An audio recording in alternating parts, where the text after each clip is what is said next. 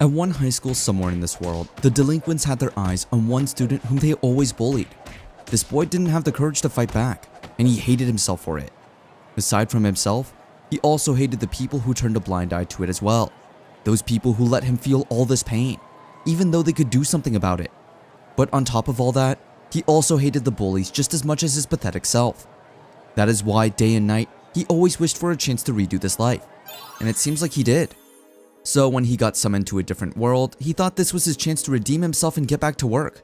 But it seems like he is now the new Messiah, also known as Yamato Takeru. But it seems like that is not the case anymore. This alternate world had an existence called the Demon Lord. Due to its power, the people started to get scared of it, and eventually their lives suffered in the long run. So as he thinks deeply about it, he is going to be honest. He knows that a person like himself who couldn't defy his bullies couldn't possibly put his life on the line to fight the Demon Lord. However, it seems like things have changed for the better when he meets the saint, Edelweiss, who teaches him to become stronger for the people. As a result, he ends up accepting the fact that he is no longer the same person he was before, and that he is now a person people rely on in this alternate world. That is why, with much effort, he wants to make sure that he doesn't disappoint himself or his people. And this time around, he would persevere for the betterment of everyone. Although at first he had quite a hard time, as expected from someone who is still a newbie. But over the coming days and months, it seems like his perseverance did pay off, all because he did his absolute best day and night. But no matter what goodness he does, people still end up treating him as the bad guy. Months after vigorous training, Yamato finds himself in front of everyone, now ready to be executed. It seems like due to his crazy skills and power, people now start to look at him as a monster. According to the executioner, Yamato is just another worlder holding a power that can supposedly defeat the Demon Lord. But since they are trying to be as cautious as much as possible, at the back of their minds before Yamato can even betray humanity and destroy the world just like the others did, he must already be dealt with right now and then. As a result, instead of getting support from these people, he ended up getting cuffed by magic sealing braces. So let alone get recognition for his efforts, he ended up being treated like a beast. Before his execution, the executioner asks him for his last words. But before he can even speak, the crowd starts to demand to hurriedly kill Yamato right this instant. With that said, Yamato didn't even have the chance to fight for himself, let alone reminisce about his life. But till the end, Yamato kept his composure, making sure he didn't make a scene at all. However, among the crowd, there is one person who cries for Yamato's life. And this is none other than Edelweiss. She tried to help Yamato with all she had, but it seemed like her power and authority were not enough. Seeing her there, fighting for him, made Yamato quite happy. Be it Japan or this world, he wasn't able to receive acceptance. But at least one person shed tears for him in this lifetime. That is why he is sure enough his life must have been a happy one, if he was just given a chance. Before he can reminisce on those good days, blood starts splashing all over the place as Yamato's head gets detached from his body. But seconds after that, he finds himself lying in a hospital bed. So he starts to wonder if he actually came back to the real world. But that doesn't add up considering he knows to himself that he died that day. On top of that, there is no way possible that those 3 years in the other world were just a dream. But in the end, he realizes that it is just pointless to think about something he can't understand. So for now, if he wants to find the answer, he must first confirm the situation. As he looks at his reflection in the window, he is shocked when he realizes he is covered in bruises. Aside from that, he also got several bone fractures. So although it seems impossible, he tried to use the powers he learned from the other world. And surprisingly, it seems like it worked. The pain is now gone and he can finally stand up with his own feet. So the fact that he can use magic means everything that happened to him wasn't a dream after all. But the thought that he might actually be daydreaming right now doesn't get off his mind as well. Then suddenly a woman who supposedly is his mother came in with the doctor. Seeing Yamato moving caused them to get excited, as they were not expecting it would be the case anytime soon, considering he literally got fractured all over the place. But what's weird is that Yamato doesn't have memories with this woman at all. Since he can't exactly mention the bullies, he just decided to feign memory loss. So when his mother asked him about what happened, he just went on to state that he was playing around with some friends on the school's roof when the fence broke and he slipped and fell. Believing him, the doctor went on to ask if he remembered that his name was Kusanagi Takeru, to which Takeru answered with a yes. Now that things have already been settled, the doctor just couldn't believe that Takeru's injuries were easily healed, considering this is impossible even for a proficient healer. This statement made Takeru wonder, as he wasn't expecting that even though this isn't the other world, there are healers present. A few minutes later, Takeru's dad then came to the scene, crying out for relief. He also went on to state that even though Takeru doesn't remember them, he is still happy that his boy is alive. At this point, Takeru just doesn't get what's going on anymore. But for now, since this is the first time he felt this parental love, he He promises this body that he will find a way to give it back to whomever it is originally. But for a little while, he just wanted to enjoy this feeling. However, since his parents were still a bit worried, he ended up doing all sorts of tests. Since the results all showed that he was very healthy, he was quickly discharged after a day or so. While on the way home, he couldn't deny the fact that the technology at the hospital seemed more futuristic than the one he knew of. But since everyone speaks Japanese here, it must be Japan. Even still, there's a cleanliness to the city that he is not used to seeing. If he clearly remembers, back when he was in Japan as Takeru Yamato, it was the year 2000. So to know what year it is, he closely looks at the news, which flashes right in front of the screen at the side of the steering wheel. According to the news, that specific day marks the end of May, and they are now about to enter the hot spring of 2040, which means it has only been 40 years since he lived as Yamato. But that is not the reason why Takeru is so shocked. As it turns out, this world now also has its own hunters, who are risking their lives to protect the people's everyday lives. Some of the monsters these hunters are fighting are ogres, which confuses Takeru considering these monsters shouldn't be here and should be in the other world. So to know more, he went on to ask his parents about it. According to his mom, hunters sure do some incredible stuff, since it is known that if a hunter is too clumsy, it would be over for them in no time. The fact that they are fighting using magic as if it is normal just shows that this whole thing is nothing but a norm in this world. So Takeru ended up realizing that even though this is Japan, it still resembles that world so much. It was not long after when a monster suddenly attacked them in front. Thankfully, using the powers he has gained in the other world, Takeru ended up saving his and his parents' lives. But when they thought that everything was finally okay, Takeru was speechless when he noticed that there was a gate break. As this gate opened, a group of ogres started to march one by one. Based on what Takeru knows, an ogre is a monster and even the kingdom's trained knights needed several of them to take one down. An ordinary person wouldn't stand a chance against it. But if it's him, he can make quick work of it, since he knows that he can use magic skills too. However, it seems like Takeru is having second thoughts on showing his real powers, since the nail that sticks out usually gets hammered down, just like what happened in his life in the other world. Not to mention, this body of his doesn't belong to him at all. If he stands out in some weird way, then when he needs to give this body back, it will surely spell trouble, and he doesn't want to be afraid of it anymore. That is why the only option he has now is to run. As he was about to do just that, he suddenly saw his parents almost getting killed by the ogre. So without any choice, he ended up using his powers anyway. To avoid shocking his parents, Takeru just went on to state that a nearby hunter came to help them. So his parents ended up feeling a bit relieved as they started making their way out. Now that this is already settled, Takeru still has one problem left. After initiating his attack, there was an attack by someone else, so he wonders if it could become a very troublesome matter in the end. However, since his parents are still in shock, Takeru decided to just brush it off for now and just think of it later. Since their car got broken, they have no choice but to walk home. Although they had quite a long day, they were still thankful since they survived. It was such a big incident, so to think that there was no casualties is amazing.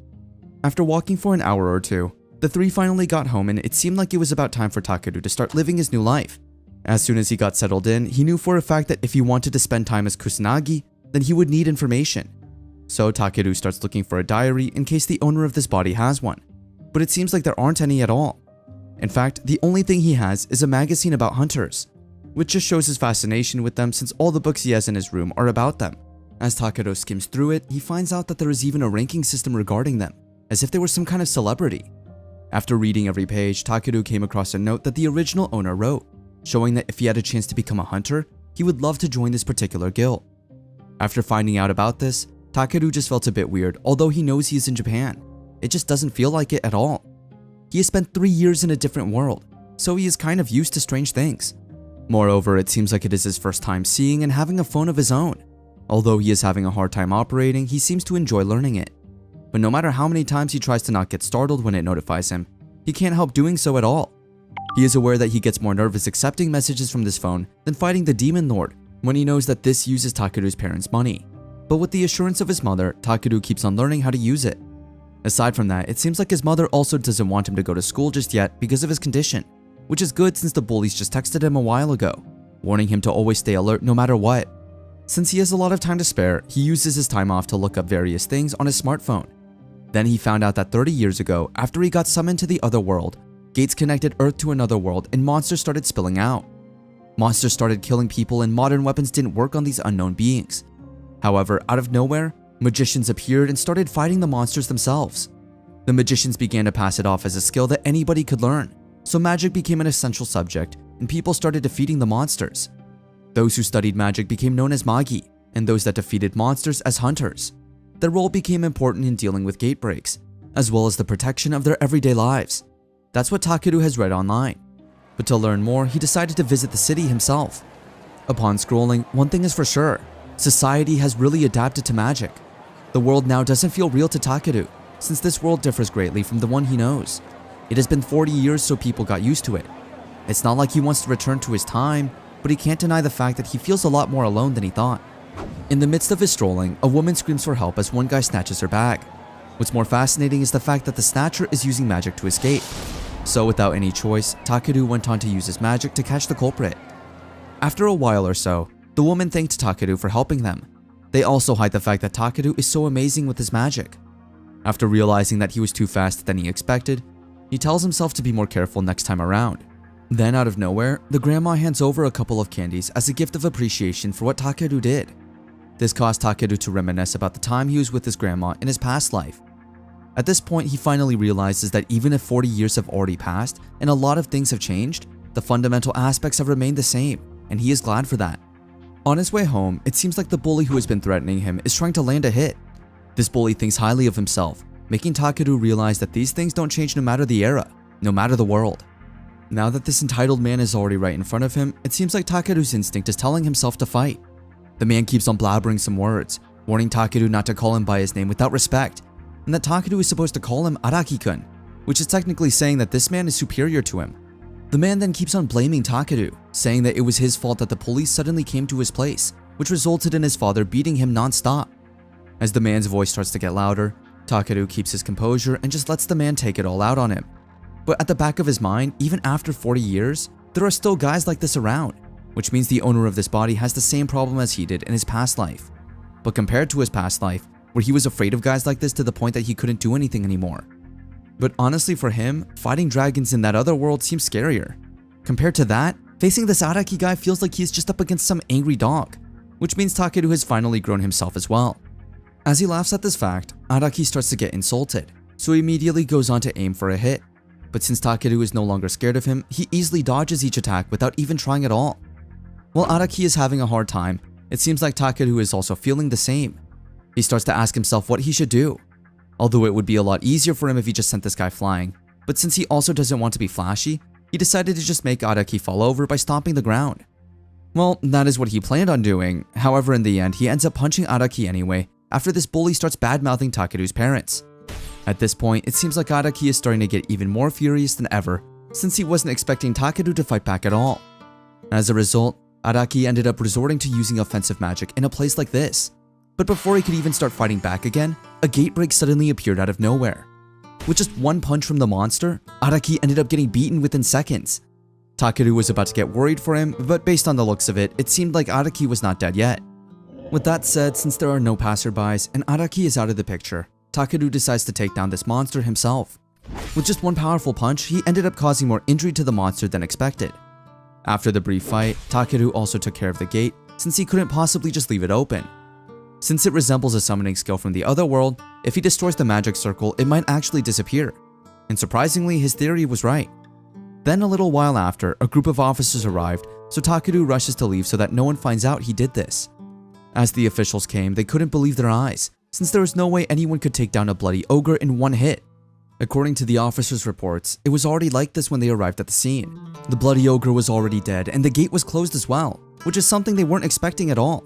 Moreover, as they continued at the scene, they also found a boy that had collapsed, probably Araki, but other than a few bruises, there was nothing unusual at all. Moreover, it also seems like Araki was fighting with a classmate, so they end up concluding it was he who did all of this. However, the higher officer doesn't think so at all, since he doesn't sense enough mana from Araki to be able to do all this. Then suddenly, she remembers the time she saw Takeru kill a monster to save his parents. So to know more about it, he decided to head back to the Hunters Association to investigate. At the back of her mind, a bloody ogre is a very dangerous monster that needs several hunters to deal with it. So the fact that this unknown hunter got to the scene right before the Hunters Association makes her quite fascinated to know more about what's really going on. After weeks of break from school, it is now time for Takeru to get back to the world of learning. Located in the Tokyo metropolitan area, Kazumi High School stands. As he got there, he was a bit shocked since this site was more familiar to him than he thought it would be. Then suddenly, as he makes his way to his class, he remembers the worried look on his dad's face earlier. telling him that there is no need for him to go to school yet if he still doesn't want to. At the back of Takeru's mind, even though his parents said all that, he knows to himself that he is already fine, so there's no reason for him to stay home anymore. After all, for sure, the real Takeru wouldn't like it if he had to repeat a year due to missed classes, which is why Takeru is here to fulfill his tasks as a student.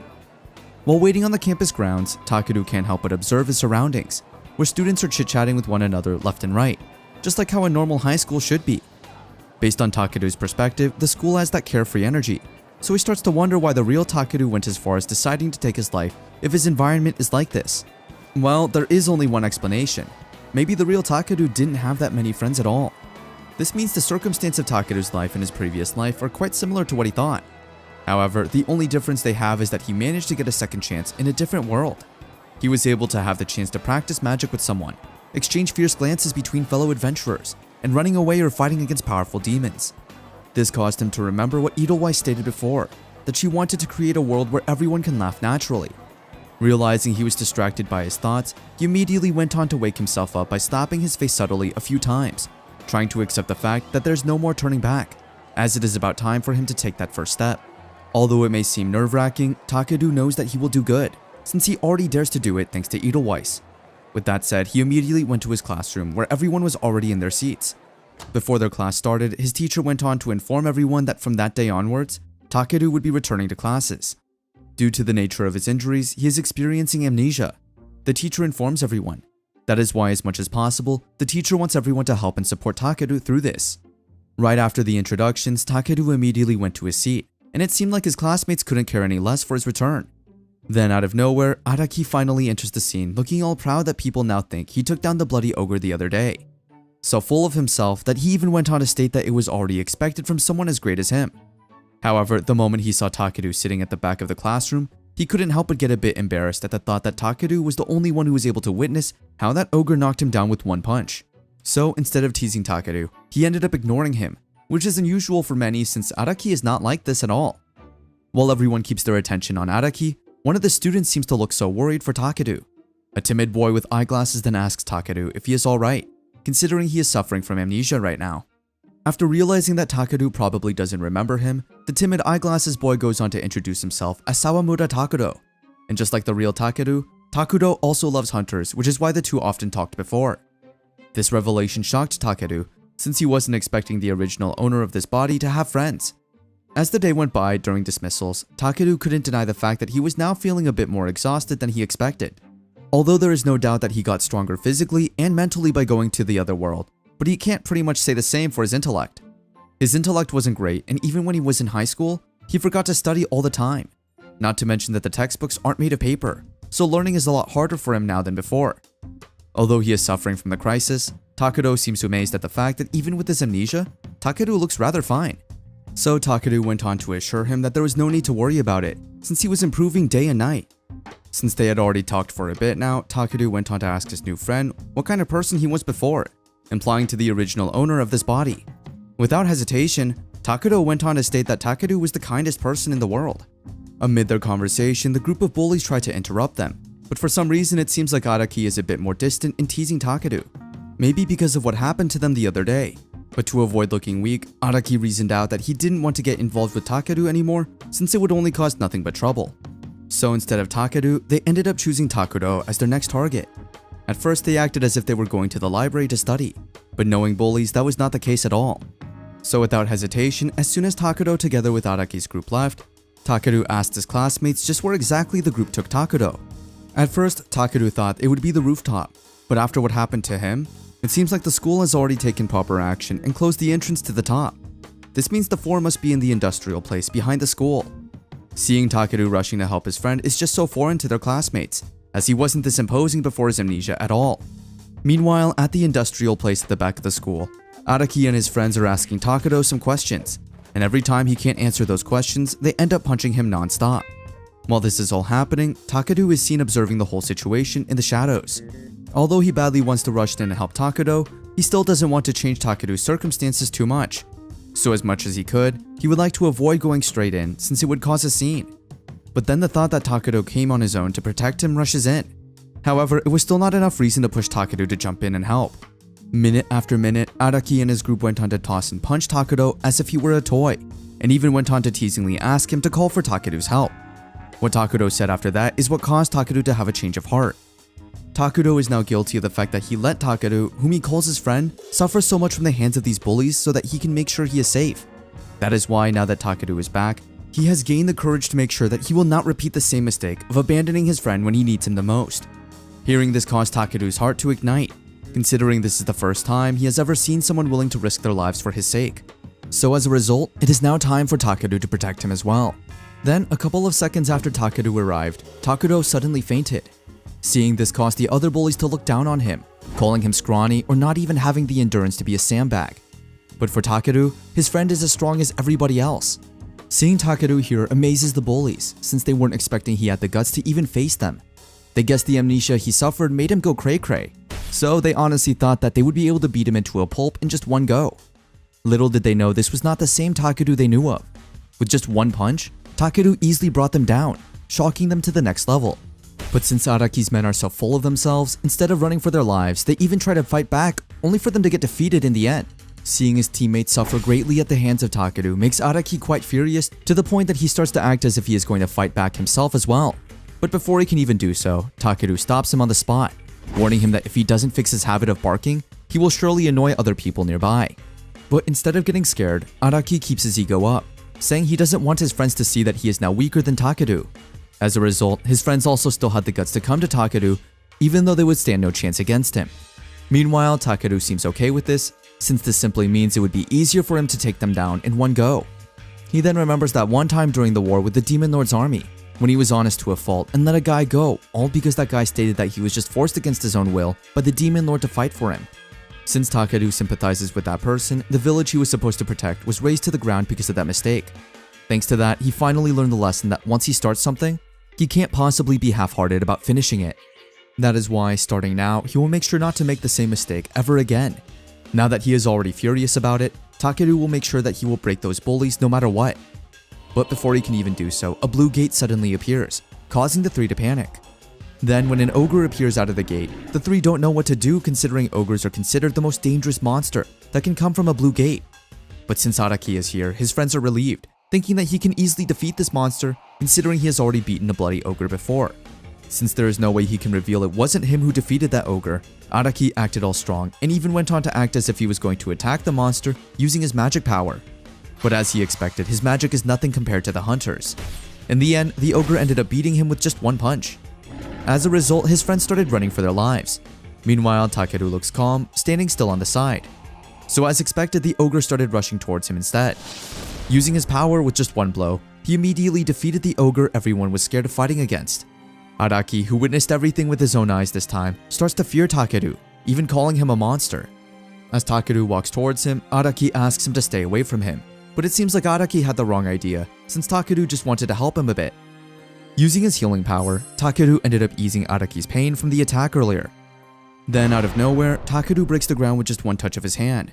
He then told Araki to tell everyone that he was the one who defeated the ogre, since as much as possible, Takeru wants to live his life peacefully by not standing out. At first, Araki doesn't want to agree with Takeru's proposition, but after talking it out, it seems like he eventually agrees to play the part. Aside from that, Takeru also warns him not to bother Takeru and him from now on. Aside from that, Takeru also wants Araki to stop bullying people as well. If there ever happens to be a next time, Takeru will make sure to not let him live anymore. Now that the hunters are on their way, Takeru rushes to get out carrying Takeru, while reminding Araki to do a good job deceiving the officials.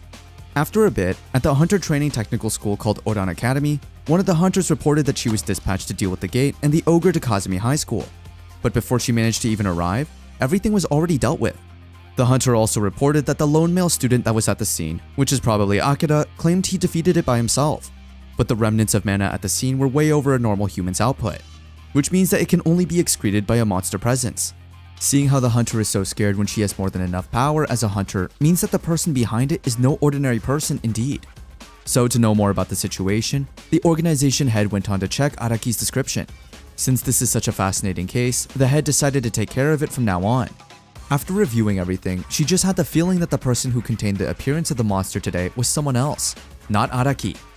As she read through the case, she stumbled upon the report stating that Araki was arguing with someone when he supposedly defeated the Bloody Ogre the other day. So it seems like there is no mistake that this someone who vanished from that scene is the real person who is behind all of this. But since she still doesn't have concrete evidence to prove this, she has no choice but to ask Araki herself.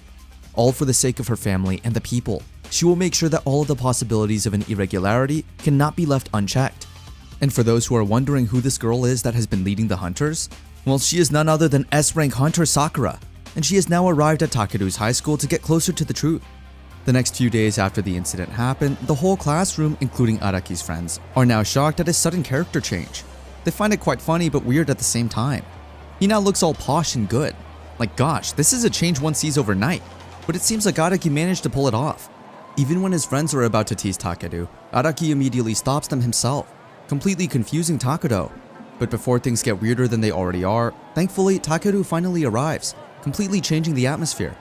After catching up for a bit, Takeru couldn't help but ask Takeru if he knew what happened to Araki, since he had been acting weird all morning.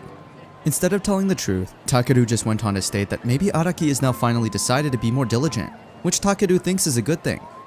As the bell rings, indicating that it is already the start of the classes, Sakura finally arrives at Kazumi High School to conduct her investigation. Nowadays, it is known that all hunters are managed by the Hunter Association. So to think that a person holding that much power is going around as they please worries Sakura so much. That is why, with all she has, she will make sure to find that irregular no matter what. As she was about to enter the school, she happened to come across another S-rank hunter, Hebikawa Jin, also known as Orochi. Orochi immediately asks Sakura what brought her here, but before she can even answer his question, he immediately cuts her off, saying it's fine. Sakura then went on to ask if it is okay for Orochi to be here considering he is a guildmaster of Ouroboros Guild, which is in charge of the Tokai region. Orochi immediately assures her that there is no need to worry at all since their guild has a lot of excellent people in it. Just by witnessing this conversation, it is already apparent that there is a tension between these two. At the back of Sakura's mind, there is no way Orochi is here for no reason.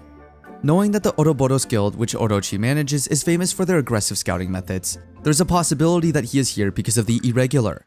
So to keep it simple, he is here to try to gain power by recruiting another talented hunter into their guild. As the two S-rank hunters start to discuss who, they are suddenly interrupted when a sudden gate break happens inside the school premises itself. As students start to panic, the teachers ask everyone to calm down and evacuate in an orderly manner. Sakura immediately stays alert and is now about to head inside to help. But to her surprise, it seems like Orochi would not come with her at all. As Orochi walks in the opposite direction, he goes on to state Sakura can already take care of it on her own. After all, he is not technically so free to deal with such small fries anyways. This statement irritated Sakura so much, considering Orochi is not fulfilling his hunter's sworn duty. But little did she know, Orochi felt something off. It seems like the magic power he felt when the gate broke is much more powerful than he expected. So as much as possible, he wants to be prepared before facing it, leaving Sakura to take care of it on her own. When Sakura arrived, the whole school was already in chaos, and it seems like there was a lot more of them than she thought. With all of her power, she tries to save as many students as she can. So to make sure that everyone gets out safely, she checks every room as much as possible. To her surprise, it seems like some students with fighting experience can take care of their own. After all, these skeletons and ghouls are known to be the lowest ranked monsters, so the student should be fine. However, this being an unusual situation for them can cause problems, considering these students haven't received any training at all. So as much as possible, Sakura still fulfills her duty to help everyone as much as she can. As she rushes to where the source of the gate is, she is surprised when she sees Takeru, who is forming a magic circle to somehow subside the chaos. The moment she saw him in that room, she immediately knew he was the irregular she had been looking for. Realizing that someone has seen him right after he closes the gate, Takeru immediately rushes to run away from Sakura as soon as possible. However, it seems like Sakura is quite dedicated to catching this irregular no matter what. So as Takeru runs as fast as he can, Sakura on the other hand, using her lightning boost, goes on to hastily chase after Takeru. Sakura herself is a bit astonished at the fact that Takeru is just using a mere physical boost since he is much faster than the average user. On top of that, Sakura's lightning boost should also give her more speed than Takeru's skill, but it seems like that is not the case at all. However, the possibility that she can keep up is still apparent, so as much as possible, Takeru doesn't want to turn around and show his face to her, but there is no doubt that he can feel her pressure, even with this distance. Although Takeru can go faster if he wants to, considering physical boost is magic that increases the user's physical abilities. However, for some reason he can't, since this is the limit for Kusanagi Takeru. If he was just in his original body, which had undergone training, there is a possibility that he is already kilometers away by now. Well, even if he thinks about that more deeply, it can't be helped anymore. After all, magic stems from the soul, and he does have it under control. But it would be bad to let his guard down now.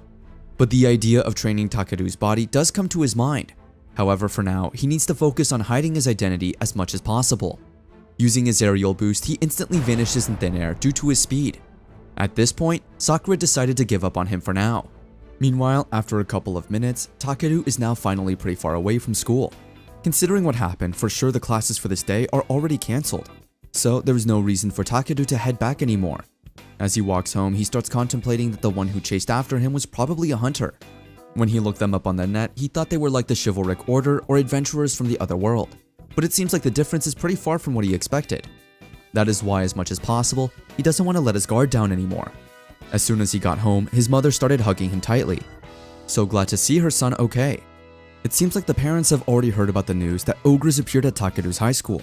Since Takeru wasn't answering his phone, his parents were so worried for him. Speaking of which, he starts looking for his phone, which he thinks fell in school.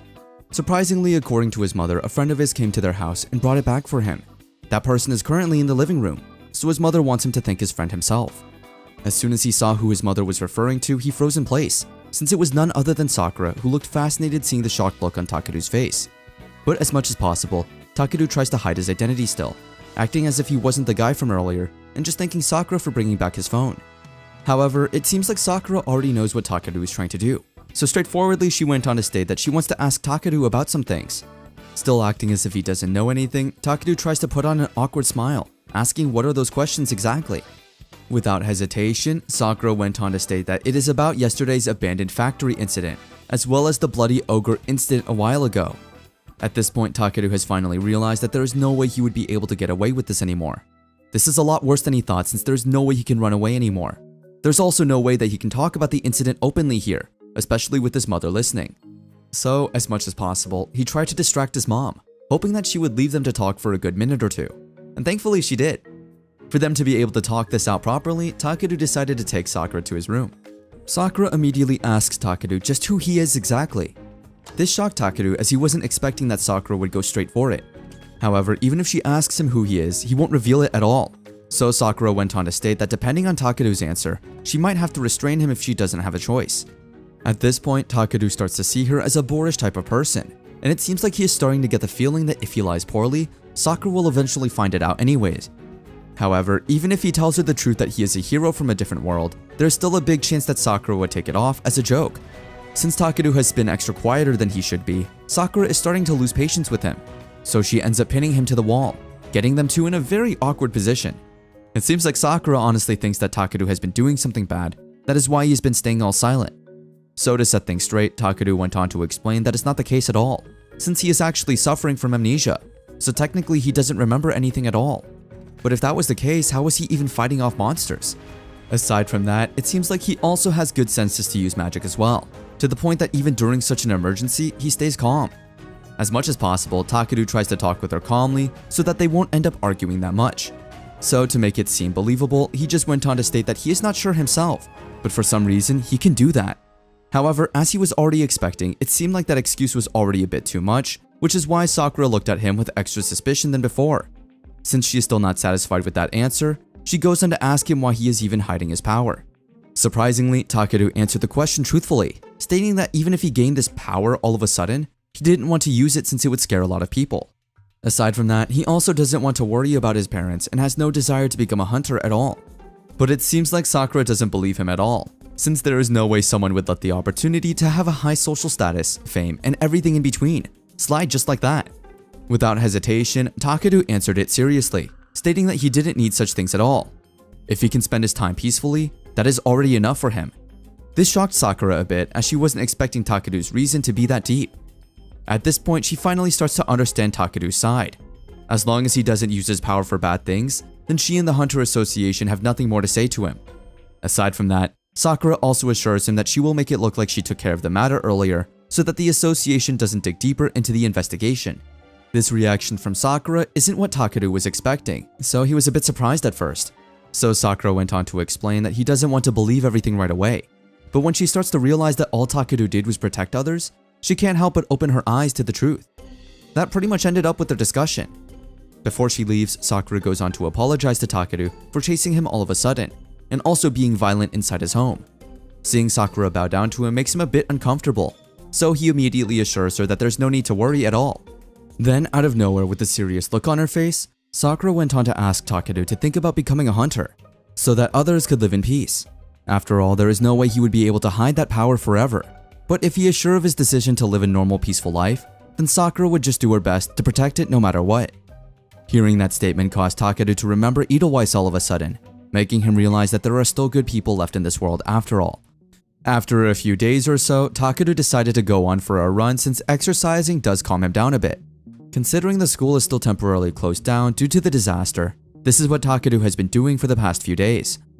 On this particular day, amid his running session, a black gate suddenly appeared, and the authorities just got back in time to make sure everything was under control. Since it does take time for a black gate to break open and the strong monsters to spill out, it is technically possible to close the gate and prevent any damage to this world by defeating the boss monster. Since there are just so many people gathering around, Takeru starts to wonder if they are waiting for the hunters to come back. Aside from that, he also starts to wonder if inside that gate is a different world, maybe the same world he knows about. So the thought of going in did cross his mind. As he is about to do just that, the Windguard party enters the scene, calling his attention and assuring him that there is no need to fear anything anymore. The C-rank party that has been talked about by many consists of 4 members, which are Shirai Chika, Tomita Yuichi, Amamiya Matsuri, and the party leader Gato Mamoru. As soon as the party arrived, it seemed like the crowd had become more lively than they were a while ago. Seeing the party's bond somehow brings back memories of Takeru, back when he was still in the other world. Gato Mamoru reminds him of the general he used to train with before, which somehow causes him to smile a bit. For a brief flashback, the Kingdom Army's general, Grotto, is the one who helps Takeru to hone his skills in swordsmanship and fighting in general. But no matter how much he tries to defeat Grotto, it seems like his skill is just far weaker during those times. This doesn't mean that Grotto doesn't think highly of him. After all, Takeru at that time was a messiah, which technically means the one chosen by God. So Grotto is sure that his physical prowess and his magical abilities will grow at an astonishing rate over the coming years. If so, Takeru starts to wonder why can't he even land an attack against Grotto at all. So Grotto went on to explain, saying that no matter how fast one is, a powerful attack will always leave an opening. In short, it is all about how he uses it, which means Takeru can pretty much create a gap for himself. Their conversation was going well until a demon appeared out of thin air. It is a demon they have never seen before, so the two start to wonder how it even made it to the side. As the two are left in confusion, the demon manages to find an opening, causing the general to get injured along the way. Takeru, who can't move because of fear that time, couldn't do anything to help the general. Grotto, who would always make sure to put others' lives before him, went on to tell Takeru to run away immediately while the demon was still distracted with him. But Takeru just doesn't have the guts to leave Grotto behind. However, after Grotto emotionally asks him to leave, as he can't anymore take losing someone special to him after he lost his wife and son, Takeru finds himself rushing towards the demon, slashing it in half. Although he badly wants to run, he can't just use the general as a decoy. On top of that, he has already decided apart from his old self. So with the best he can, he tries to defeat this monstrous being no matter what. In the end, with much determination, Takeru unexpectedly defeats the demon, shocking Grotto. So seeing Gato somehow reminds Takeru of the general, as they have something similar after all. Speaking of his training, it has already been 3 hours since he started, but Takeru's ears are still feeling weird. But instead of thinking much about it, he decides to focus on doing more cardio to increase his endurance. And as for his diet, since his body has no problems losing weight, Takeru decided not to change it anymore. Sure enough, this new body of his feels different from his own, which is why he needs to make adjustments to not alter the body line as much as possible. While he is peacefully contemplating his next fitness journey, the party has finally come back, but it seems like there's a problem. One of their members, Chika, is still inside as she decided to become a decoy for the team to escape, and Gato couldn't forgive himself that he let that happen. Hearing this made Takeru realize that he was witnessing a different future of that time, and if someone doesn't come soon, things will get worse for the party. Then out of nowhere, Takeru just realizes that he is already inside the gate, as he unconsciously enters it when his mind was clouded a while ago. Since he had entered it already, it couldn't be helped, so he went on to look for Chika himself. As he starts to scan the area, the monster takes notice of him. Now the question is, will Takeru be able to survive this predicament or not? Meanwhile, for some reason, Takeru is feeling somewhat nostalgic. He can't tell whether it is that alternate world or not, or maybe it is just from the forest, but all the monsters are quite familiar to him. After a while, he comes to realize that this world is the same as the one he used to be in. Then all of a sudden, Chika came out of nowhere, being chased by a one-eyed monster. Due to the cloudiness of her mind, still thinking if her teammates were okay, Chika ended up stumbling, causing the monster to have an opening to attack. But before things get worse, Takeru was able to block the attack using his ice magic. Seeing Takeru shocked Chika, as she wasn't expecting someone would arrive this fast to help her. On the other hand, Takeru also went on to state that he is glad he made it in time. Although Chika has some bruises, that seems to be all it is. To avoid being asked for his identity, Takeru just went on to state that he is just a passerby, but it seems like Chika doesn't believe him at all. As an observant, Chika immediately realizes that this unknown man is the same kid they saw outside the gate since he has the same outfit and voice. Chika's memory stunned Takeru a bit, and since he is already caught, there is no reason for him to lie anymore. As it turns out, Chika is the one who investigates and scouts hunters, so she keeps track of everything around her, which is maybe why she easily realizes it was Takeru all along. So before things get out of control once again, Takeru asks her to move quickly since everyone outside is so worried about her. Hearing this made Chika happy since this simply meant everyone was safe all along. However, somewhere around the corner, the gate boss is quite excited since it is now about time for the main event. As they make their way back to the gate, Chika starts to wonder how the hell Takeru managed to have that much power even though he is not carrying any tools. Aside from that, the spell he used was of a beginner level, so there's no way it was special of some sort. Not to mention, he also looks like he is dressed as if he went out for a walk to some convenience store, so there is no way possible he just entered the gate where monsters roam freely. This eventually made Chika wonder just who the hell is this kid exactly. Amid her contemplation, Takeru stops abruptly, confusing her. But then out of nowhere, an attack from the gate boss started rushing towards them. The big explosion and catastrophic scene caused Chika to almost faint. Since she is now too scared to even move, Takeru ends up carrying her instead. Meanwhile, it seems like Takeru's power also surprised the gate boss, as the kid just erased her pet and took off. So the gate boss has no choice but to up her game as well. Knowing that things would become more chaotic from now on, Takeru asks Chika if she happens to have any items to obscure the area when she leaves the gate, and it seems like she does. As they get to the gate, Takeru asks her for a favor not to tell anyone about him at all, which is something Chika already knows. Before he leaves, he makes sure that Chika goes on first to make sure no one sees him. On the other hand, it seems like the gate boss is not happy with this, considering she still wants to play with them more. But since it can't be helped, now that the gate has already closed, the gate boss just hoped to see them next time. Meanwhile, back outside, the party is quite happy after seeing Chika alive. On the other hand, lurking behind the trees, while checking if Chika is okay, Takeru still tries to hide his identity to avoid getting attention as much as possible. Days after the incident, it seems like Takeru's classes have now resumed. At school, it seems like Araki has changed drastically, not just from the way he acts, but also from the way he dresses. But aside from that, it seems like Takeru, Araki, together with Takuro, are not technically at their school, but instead, their high school has decided to temporarily let the three attend classes at Odan Academy, since their school is still in the process of repairing the damages that has been caused by the gate break. This literally shocked the three as it was not something they were expecting at all. As it turned out, when the break happened, each hunter training school decided to allocate space for classes to continue. The class material will be aligned with the schools, so it's closer to an internship. And since their temporary school is made larger, it can now also work as a shelter as well. Since this is the first time Takuro has ever experienced such a thing, like most of them probably, this makes him feel a bit excited. And to think that they've been sent to Odan Academy just makes it much more exciting than it already is. But Takuro couldn't deny the fact that he had mixed feelings with Araki being here with them. Immediately, Takeru assures him that for sure, Araki wouldn't do anything here of all places. After all, this is one of the most prestigious academies in the whole country, so there's no way Araki can act all high inside these grounds. So as much as possible, Takeru wants Takuro to forget about Araki for now, so that they can enjoy this experience the most. As expected, Odan Academy is very amazing. The famous hunter Takemina Sakura is here as well. Aside from that, there are also a lot of graduates who are at the top of the ranks as well, so being here seems like a dream come true for Takuro. As Takuro keeps on blabbering on how amazed he is with the academy, Takeru manages to notice that nearly all the students here carry weapons to be able to fight at all times. But his observation was cut off when Takuro started asking him if he was able to meet Sakura in person, considering she was the one who picked up his smartphone and asked for his address. Since there's no reason for Takuro to lie, he went on to state the truth, and let's just say Takuro was a bit jealous about it. Due to his curiosity, he went on to even ask Takuro if they happened to exchange contact info. With an awkward smile, Takuro tries to avoid answering the question, and thankfully, Takuro eventually stops pestering Takuro with his questions.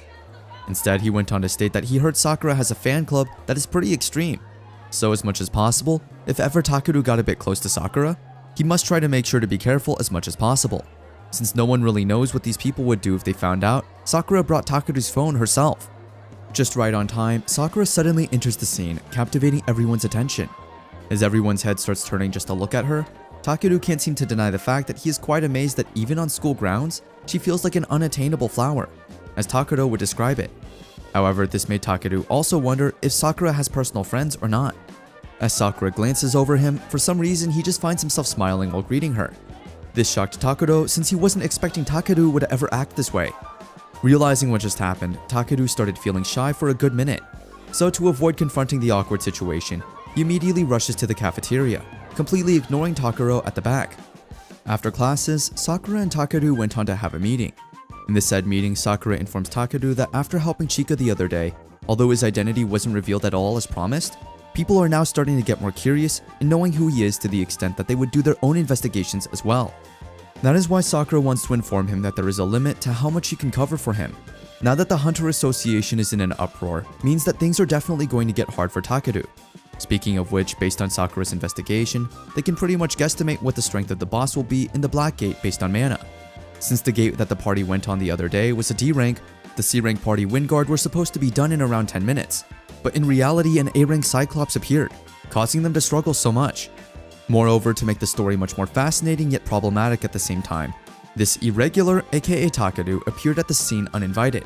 Since he is not registered with the association who coincidentally was there, it is now a question to many if this irregular is someone they can call as a friend or a foe. Aside from that, Sakura also theorizes that if there was an enemy that unleashed strong magical power like Takeru reported, it would definitely cause an uproar. This causes Takeru to somehow feel a bit guilty about stepping in a situation without thinking about it thoroughly. Realizing that she has been a bit harsh with her approach, Sakura tries to assure Takeru that there is no need to dwell on it so much, considering what he did was definitely the right thing anyway. Since no matter what special power he got, he's still after all a citizen who wishes for a peaceful life that he must protect. So from now on, Sakura wants to hear him promise to protect his life no matter what. With a captivating smile on her face, she went on to also tell Takeru that he should now leave the dangerous things to the hunters, since he has his parents that will worry for his well-being if he gets involved with other situations like this. Considering they still have a lot of things to do, they ended the meeting after discussing the important points. On his way back to class, Takeru has now realized that Sakura's kindness is what caused other people to admire her. Takeru didn't even have the chance to chill out for a bit when a horde of goblins started to rush towards them. Seeing this didn't scare Takeru anymore, considering he had already gotten used to this abrupt situation. But because of what they just talked about, it seems like he doesn't want to take action first. Then, after a good minute or so, a group of hunter students rushes to the scene to take care of the situation.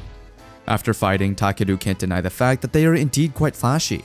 But what surprised him a bit is the fact that this group is the one Takeru has been talking about. The one and only Sakura's fan club. The club's president, Byodoin, is rather energetic than he thought, just like the other members. And it seems like the A-rank group is looking forward to getting along with Takeru, who doesn't seem excited at all.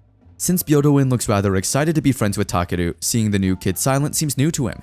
Since this is such a rare scene for him, he just went on to conclude that Takeru might be wondering what Odan society is. So even if Takeru didn't ask him to, he went on to explain everything as much as he could. Since Byodoin admires Sakura so much, he can't seem to deny the fact that she is like a beautiful goddess that needs to be protected no matter what. That is why those who admire her gather and protect the city. As their number increased, it eventually serves as the largest guild in the school, which protects the peace of the general public. So this made Takeru wonder if this simply means that it wasn't just a fan club at all. To explain further, Byodoin went on to continue, revealing that the only condition to join the club is to love and respect Sakura. Even if one is not a hunter, be it a Magnus or a support, there are plenty of things for one to do. That is why after seeing how Takeru looks at Sakura gave Byodoin the idea that Takeru might actually want to join their club himself. And based on the looks of it, Byodoin sees Takeru fit to be a part of their club, maybe because of the powerful aura Takeru emits. However, Takeru knows there and there that he is not good at dealing with these types of people at all. But it seems like Byodoin has now decided to let Takeru join, especially after seeing how calm he was when that monster almost attacked him earlier. Byodoin knows that it was not an ordinary behavior at all. Since this is going a bit too far than expected, Takeru immediately went on to set things straight as soon as he could. He informs Byodoin that he just got surprised a while ago, that is why he stayed still. So it wasn't really out of the ordinary. Then out of nowhere, Sakura enters the scene, rushing to check if everything is alright since she was able to sense the gate appearing a while ago. Since it was already taken good care of, Takeru is about to tell Sakura that a group has already done the job. But as he was about to introduce them, he was a bit stunned when he saw that they were already gone. so he just brushed it off for now. The next day, Takeru still is wondering what the group's deal was yesterday, but no matter what it is, as much as possible, he doesn't want to get involved at all. But for there to be such a huge guild within the school amazes Takeru a bit. However, this wasn't a surprise to him anymore, considering Sakura's influence was already apparent from the get-go. That is why, as much as possible, he wants to be more careful not to get in the way of their work to avoid making things difficult for him. However, it seems like Byodoin is quite dedicated to making Takeru a member of their club. When Takeru was on his way to enter one of his morning classes, to his surprise, Byodoin was already waiting for him by the door. Although Takeru doesn't want to get involved with this man at all, it seems like he doesn't have a choice considering Byodoin is also a part of the same class. So, during and even after lectures, Byodoin always has his eyes on him, which makes Takeru quite uncomfortable.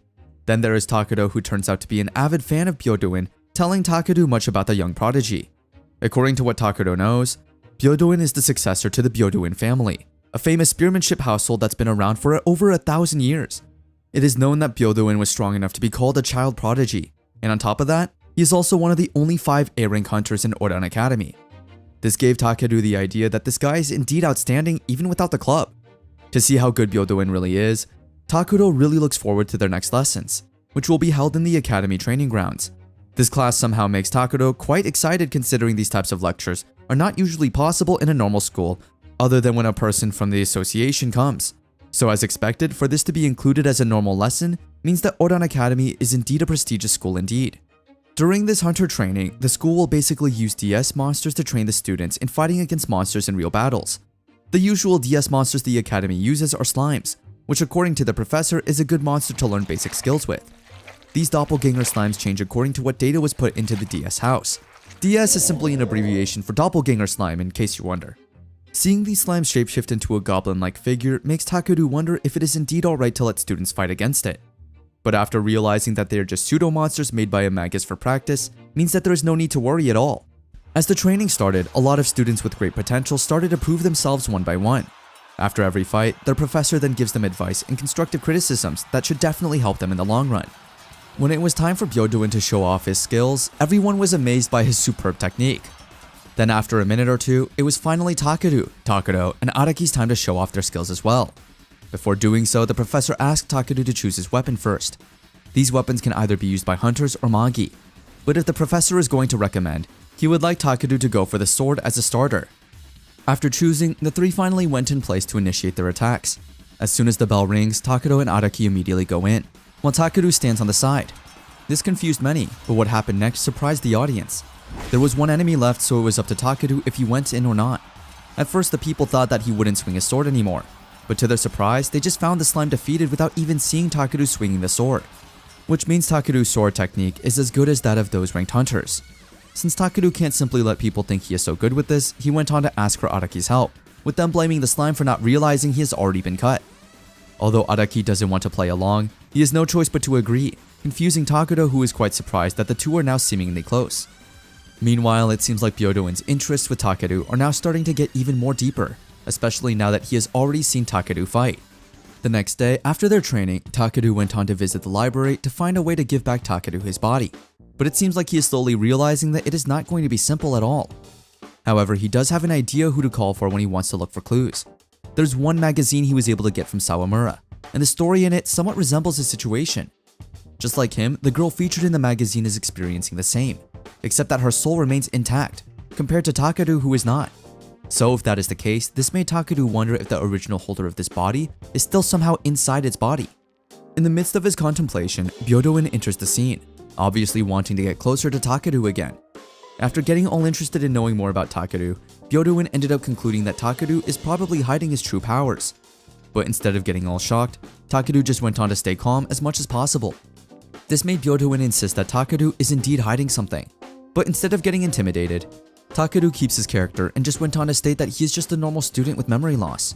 However, it seems like Byodoin doesn't believe this at all. So to check it himself, he went on to ask Takeru if it is okay for them to fight in a duel, to which Takeru immediately turned down.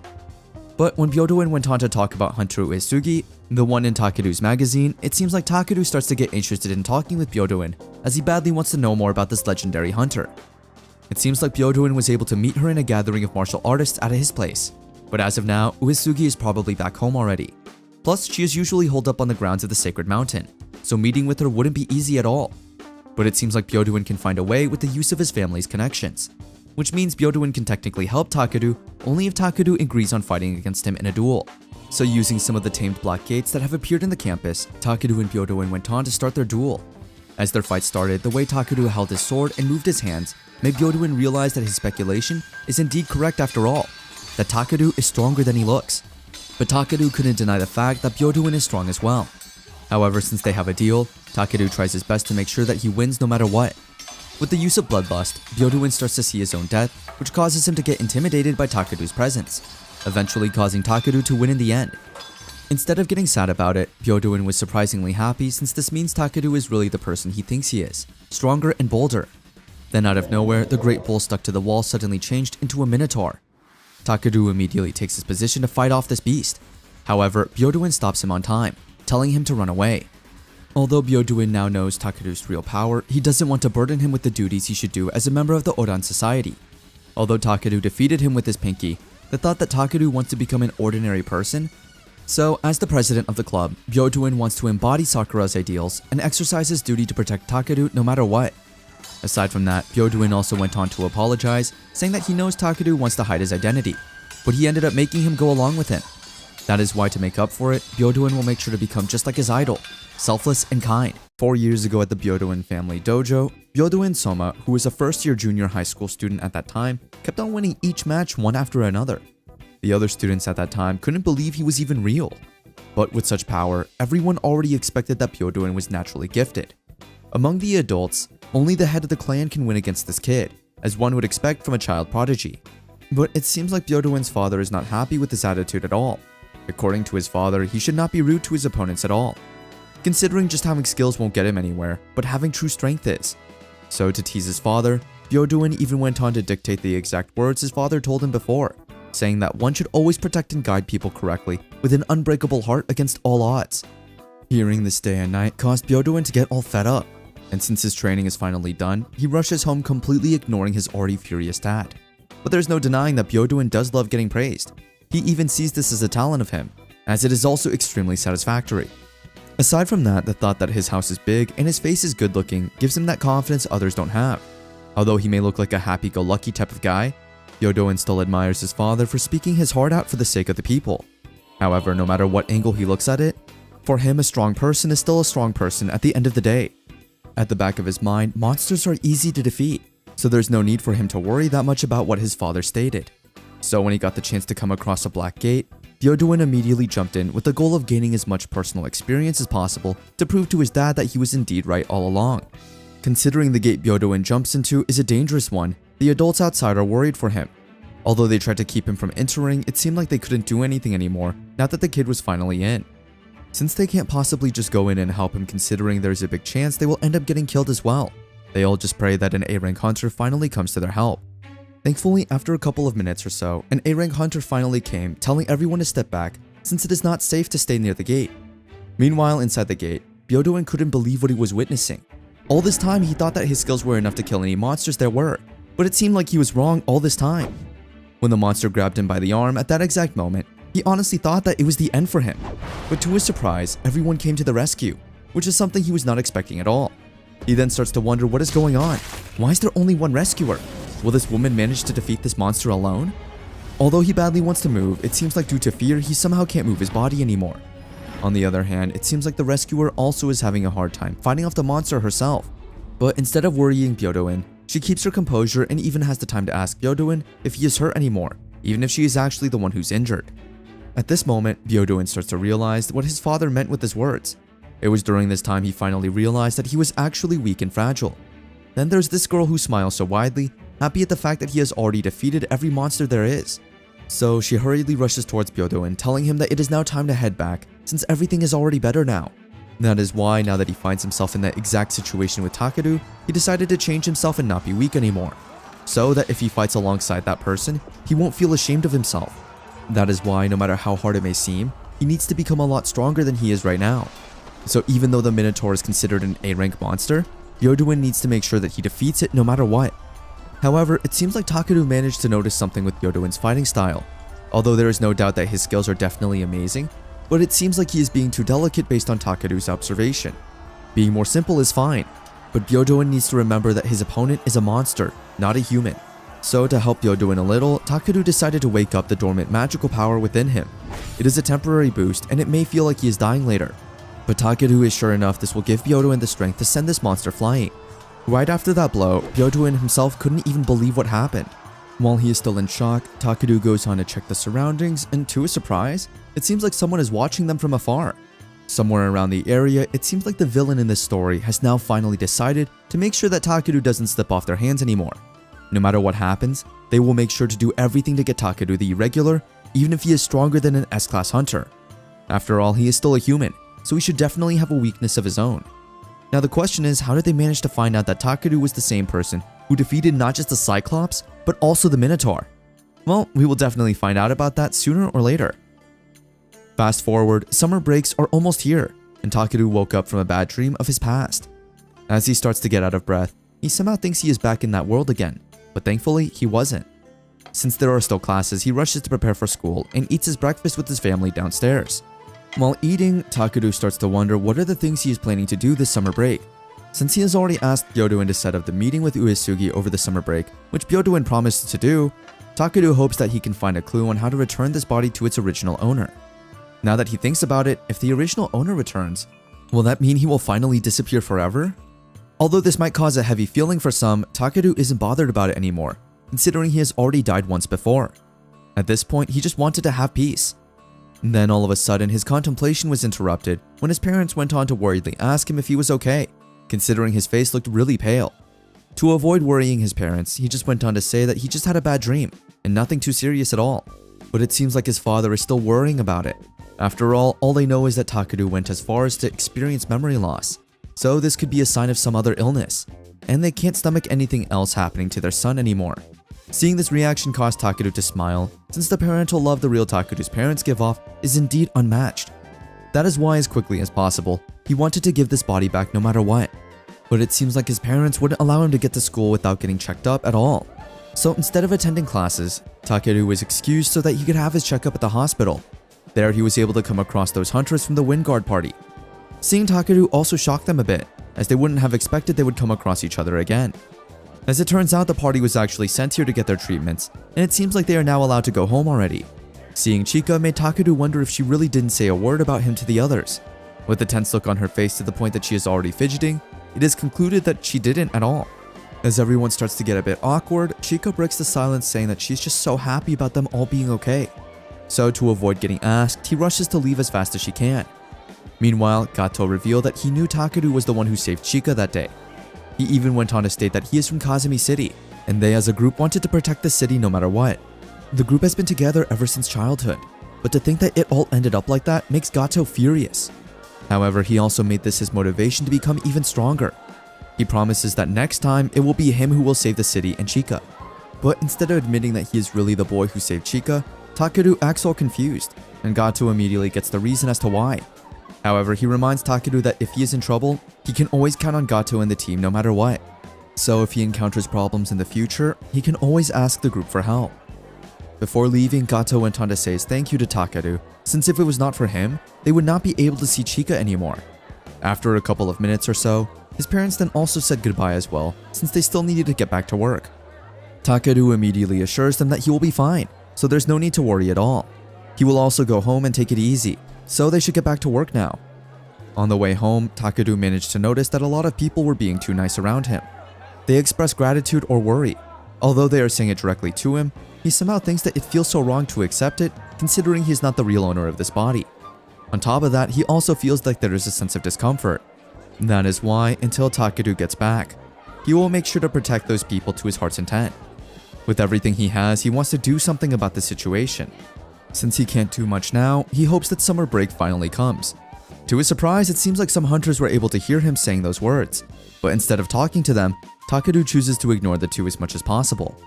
However, the hunters are quite persistent about it, introducing themselves as Yashio and To. They are A-rank hunters who work for the S-rank guild Ouroboros, and they have come here under the orders of their leader. If Takeru thinks about it, Sakura did mention to him before that there is a guild called Ouroboros, and these people are looking into him. This group is prominent in all of Japan, but has a lot of bad rumors swirling around them. That is why, as much as possible, it is best to avoid them at all times. So, as Sakura advised him to do, Takeru kept on ignoring them until the two showed a picture to Takeru, indicating that they would go that far just to have a talk with him. So, to avoid involving others in this whole situation, Takeru ended up giving the two what they wanted. At a restaurant, they went on to show off some documents, confusing Takeru as to why. As it turns out, these are the conditions under which they welcome him to Ouroboros. As he checks on it, the conditions are quite nice, with him already being offered an executive position and an annual 50 million annual income and more. At the back of his mind, if he ever met these guys at the very beginning, he would probably hate all the hunters. That is why he is glad he met Sakura first. Since he has no plans on joining that particular guild, he went on to immediately state that he declines the offer, as he doesn't want to be a hunter at all. So if that's the case, To and Yashio have no choice but to make him agree by force. With a poker face, Takeru tells the two that they are being quite violent, but no matter what, they still plan to land a hit on Takeru no matter what. But even if their weapons are far more advanced, Takeru's skills are just as top-notch as both of them combined. However, no matter what, the two still don't want to give up, with them even stating that they will just hold back enough not to kill him at all. However, it seems like Takeru has good reflexes, so he can easily dodge one attack after another. That is why Yashio plans to firstly stop that movement so that Takeru can end up getting caught off guard. But despite them joining hands to take this boy down, it seems like Takeru is just so powerful like an S-rank hunter. So in the end, using his protection guard power, Takeru always manages to not get hit by the two at all. No matter what they do from punching to kicking, they still don't get to land a hit on Takeru at all. So in the end, they both end up getting exhausted. At the back of Takeru's mind, these guys don't seem to mind using those anti-monster skills in public. Since they are now desperate to win, Yashio just went on to threaten Takeru, saying that since using their power would bear zero results, then as planned, they will now just do the hostage tactic. However, to Takeru's surprise, it seems like they got the wrong guy, considering it was Araki who they have been surveilling all this time, not Takeru. But since it has already gone too far, Takeru also decided to take care of the person observing Araki as well. While To and Yashio are down, a phone call from their leader starts, so Takeru goes on to pick it up himself. Immediately, he went on to ask what a leader from such a large guild wants from a civilian like him. Straightforward, the boss went on to state that he wants Takeru to be part of their team. And since Takeru refuses to do so, the boss jokingly warns him that if he wants that, then he has no choice but to report Takeru to the Hunter Association. But in the end, it seems like the boss has no plans on doing so. After all, he wants Takeru to exist as a secret weapon from here on out, so he will go out of his way to teach him that there are no obligations involved. Since the boss knows that Takeru wouldn't agree with him at all, he goes on to send a picture of Takeru's parents lying in bed. Immediately, the young man starts to get worried for his parents, so the boss assures him that there is no need to worry about him since all he did was give them poison. But the catch is that the poison can't possibly be cured by this world's medicine. The only thing that could save his parents is if the boss hands over the antidote. But of course, as expected, this will only happen if Takeru agrees to accept his conditions. For them to be able to talk this out, the boss asks Takeru to head to his place alone, which Takeru fully understands considering he knows himself that bringing back up will just make things slow for him. After checking on his parents who are now at the hospital, Takeru immediately went to the boss's place. As soon as he got there, Echidna, the boss's assistant, went on to guide him where to go. While they were on the way to the meeting room, Echidna went on to inform Takeru that such restaurants are used as bases all over Japan, and the one that he was at before was also one of theirs. You may think they will have their meeting in some normal room, but turns out that is not the case. As soon as they get inside an empty room, Echidna informs Takeru that the boss is waiting for him on the other side of what looks like a black hole. Without hesitation, Takeru went on to step inside, only to be welcomed by a bunch of monsters. It turns out that these monsters are creatures that the boss is controlling. No matter what he says, for sure these monsters will do everything he says. At this point, Takeru finally realizes that all that has been happening badly in the city for the past day is the boss's handiwork. Surprisingly, the boss didn't even deny that at all. He even went on to state that it was just to test Takeru. Aside from that, he also finds it funny that Gato keeps on crying after the incident, which is why he can't stop doing it again and again. Blood is boiling and confusion starts to strike.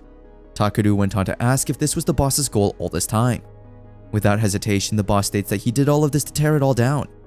From all of these damn rules, together with the guilds and hunters that follow them, the boss aims to take them down once and for all. He will tear it all down and rule this country himself, together with his monsters. However, Takeru thinks this is impossible, since no matter how many monsters he tries to get involved in the situation, things will also be taken control of. However, that is not the case for the boss at all. It seems like he has already considered all the consequences, so even if an S-rank reinforcement or control comes in for help, the boss already has other trump cards in hand. Then surprisingly, the boss somehow handed over the antidote to Takeru, which shocked the kid a bit. According to him, he already planned to give it to Takeru after he had shown him the view. After all, he doesn't have any intention of making Takeru his enemy at all. However, it seems like Takeru doesn't believe this at all, considering the boss already kidnapped his parents.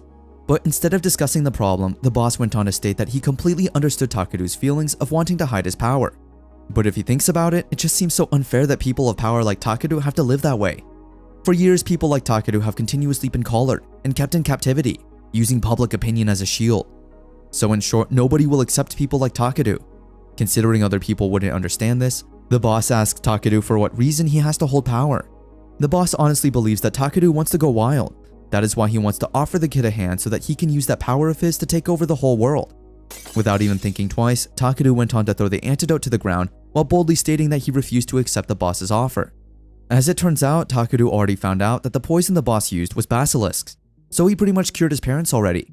Hearing this surprised the boss, considering this poison hasn't surfaced in this world yet. So how the hell did Takeru even know about its existence? Takeru then boldly asks the boss to fight him with fuel.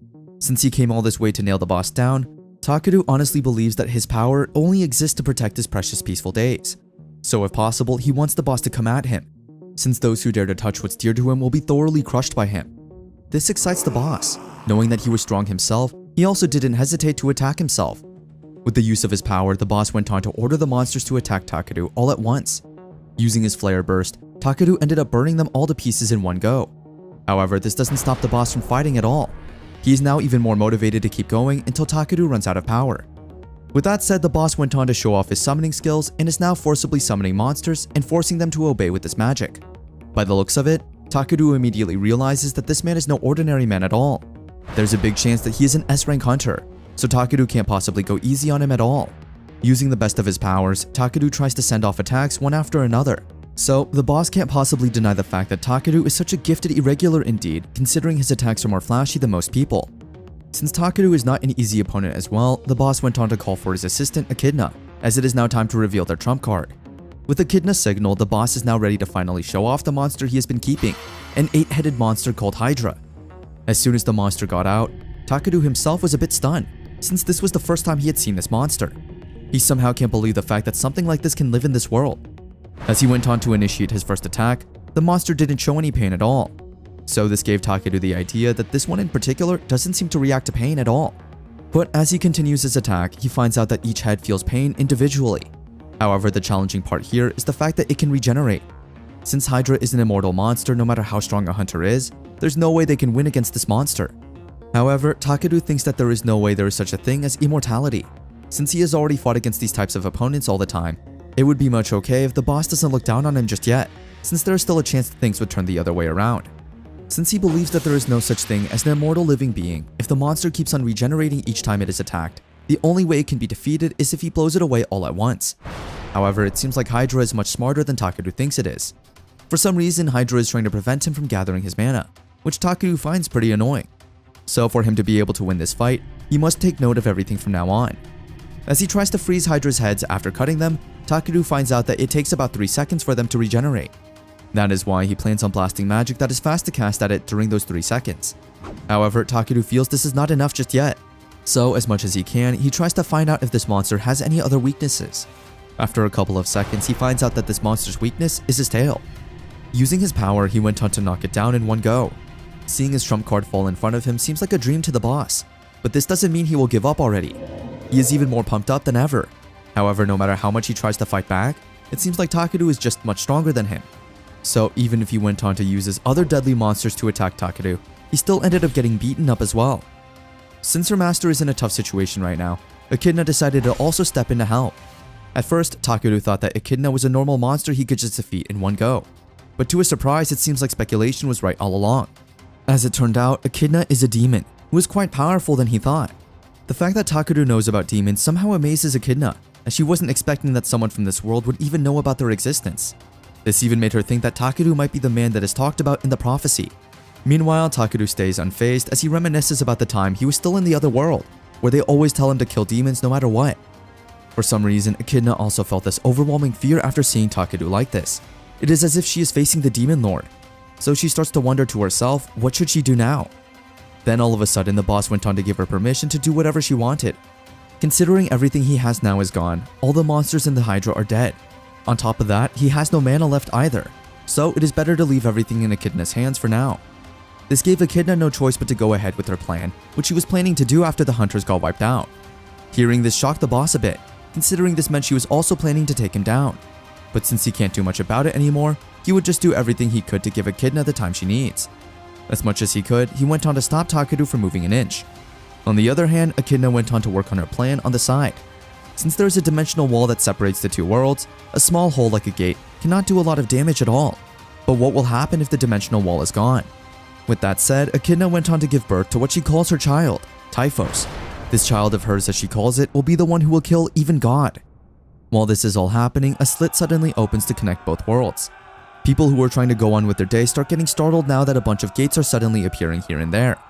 On the other hand, it seems like Echidna is also starting to feel the changes in herself as well. Now, it will just be a matter of time before we find out if things will end up the way Echidna wanted it to be, or will Takeru win this fight nonetheless. Now that Echidna is starting to rampage here and there, Takeru needs to prepare himself since Echidna is not that simple to defeat at all. But before we dive into all of that, let us now turn back to the time when everything started. 10 years ago at the age of 13, Boss Hebikawa entered his first gate. Although carrying everyone's bag is pretty heavy, the boss at that time kept his head up high, since he knew to himself that he was in his senior's good care.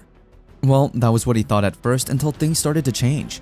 During the time they were chased after some monsters, his seniors ended up leaving him behind, only telling him that since he has entered the gate at such a young age, he must already be strong enough to manage on his own. At that moment, the young man thought that it would be his end. However, it seems like things didn't end up the way he thought it would. At that time, Echidna was the demon who was chasing after them, and seeing young Hebikawa being left behind somehow amazes her a bit.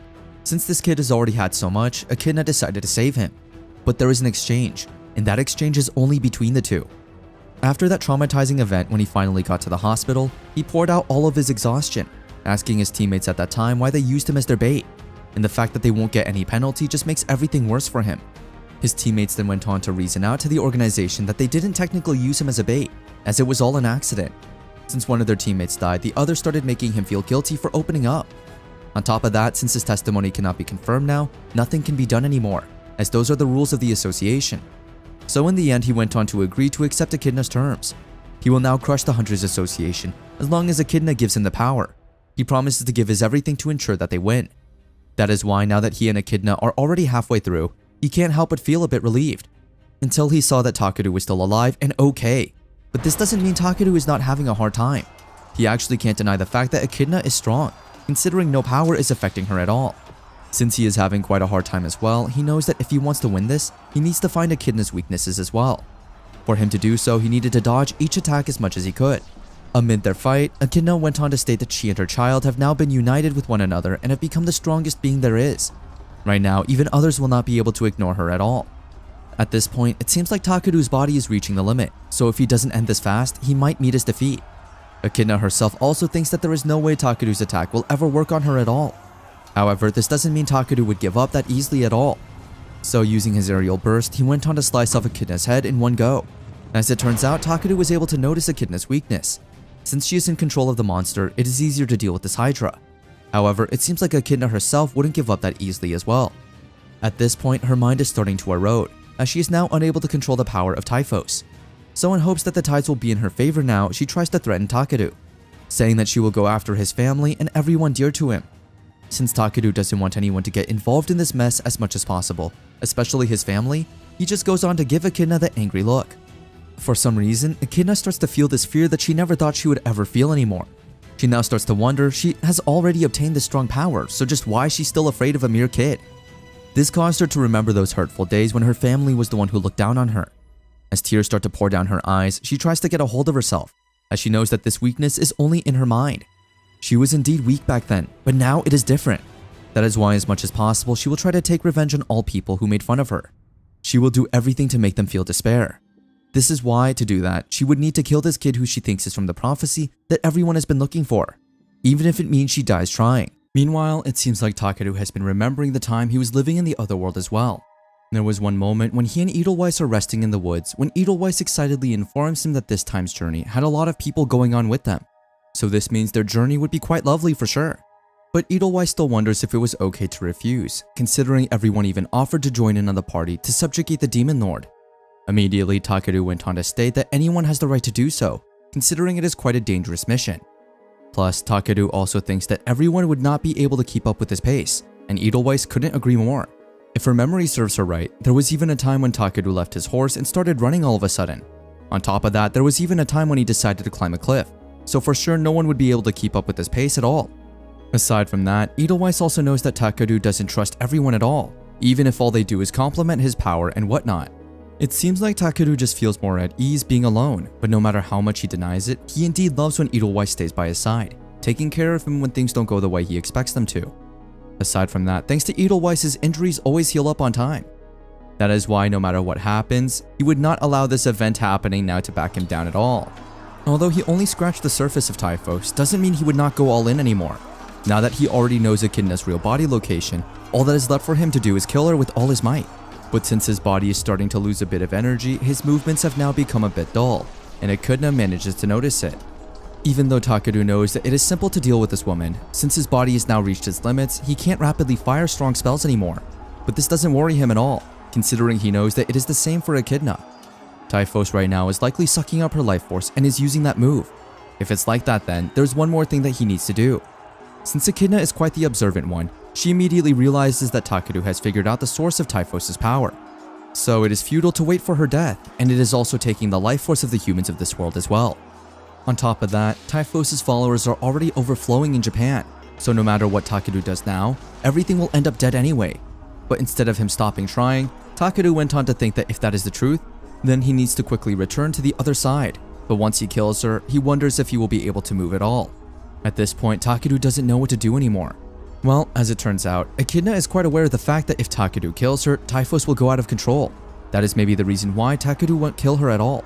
However, it seems like her speculation is wrong since Takeru doesn't show any signs of giving up at all. Meanwhile, in Tokyo, Japan, the guilds are now working hard to make sure that everything is under control as much as possible. Gato and his teammates, in particular, are trying to be optimistic in these dark times so that people wouldn't panic at all. Then there are those hunters that come from Oran Academy. As they went on to fight the monsters, they kept on shouting Sakura's name, completely showcasing how proud they were of their role model. They went on to state that they exist to protect the peace and the citizens of this town from fiendish monsters. Byodoin is quite confident until a monster gets the grasp of him and his teammates start panicking all of a sudden. Thankfully, Sakura came in time before things got worse. So even though Byodoin looks like an S-rank hunter already, he knows to himself the S-rank is still a distant dream. Meanwhile, Sakura seems like going from one place to another to make sure that everything is well taken care of. Now that she has already finished fighting the ones in the central area of the city, she now goes on to the next. People just couldn't believe that Sakura possessed this much power. At the back of Sakura's mind, no matter what comes her way, she will defeat it no matter what. On the other hand, it seems like Takeru is also doing his best to make sure he doesn't get defeated at all. Even Echidna is shocked at Takeru's power, as she has never seen anything like this before. Now that her underlings were evaporating one by one, she couldn't help but get a bit worried. Amid this tense fight, Takeru suddenly remembers what Edelweiss asked of him before. As it turns out, the reason why he was unable to trust his former men before is because he is self-aware of his strength that surpasses other people. So he distanced himself from them before they could do that with him. He was too proud of his power to look around himself. That is why, since he already learned his lesson, he went on to share it with Hebikawa. As per Takeru, the vast majority of people will not become powerful, but if he looks around properly, he will find people that are not like that. That is why Takeru is very much thankful for the two, as they were able to make him realize that he is not fighting alone at all. Since things are going a bit out of control for Echidna, she finally decides to sacrifice herself so that they can finally put an end to this with their final blow. However, no matter how much sacrifice she makes, Takeru always ends up winning in the end. Since Takeru got a hold of the whole situation, which was something Echidna wasn't expecting at all, the dimensional wall is not breaking all of a sudden. It seems like the demon couldn't believe the fact that Takeru didn't simply kill Typhos, but he also erased Typhos' whole existence. So she can easily say that the power he possesses surpasses what humans are capable of. As Takeru walks towards Echidna, the demon can't help but get a bit afraid of him. Well, it seems like Takeru would like to ask her something before he kills her all at once. Immediately, Takeru asks her what this prophecy she has been talking about. Struggling, she went on to state that it is about a power like Takeru, but before she can even continue what she is saying, it seems like her wound is not regenerating anymore, meaning she is already dying. Seeing the demon die aches Hebikawa's heart.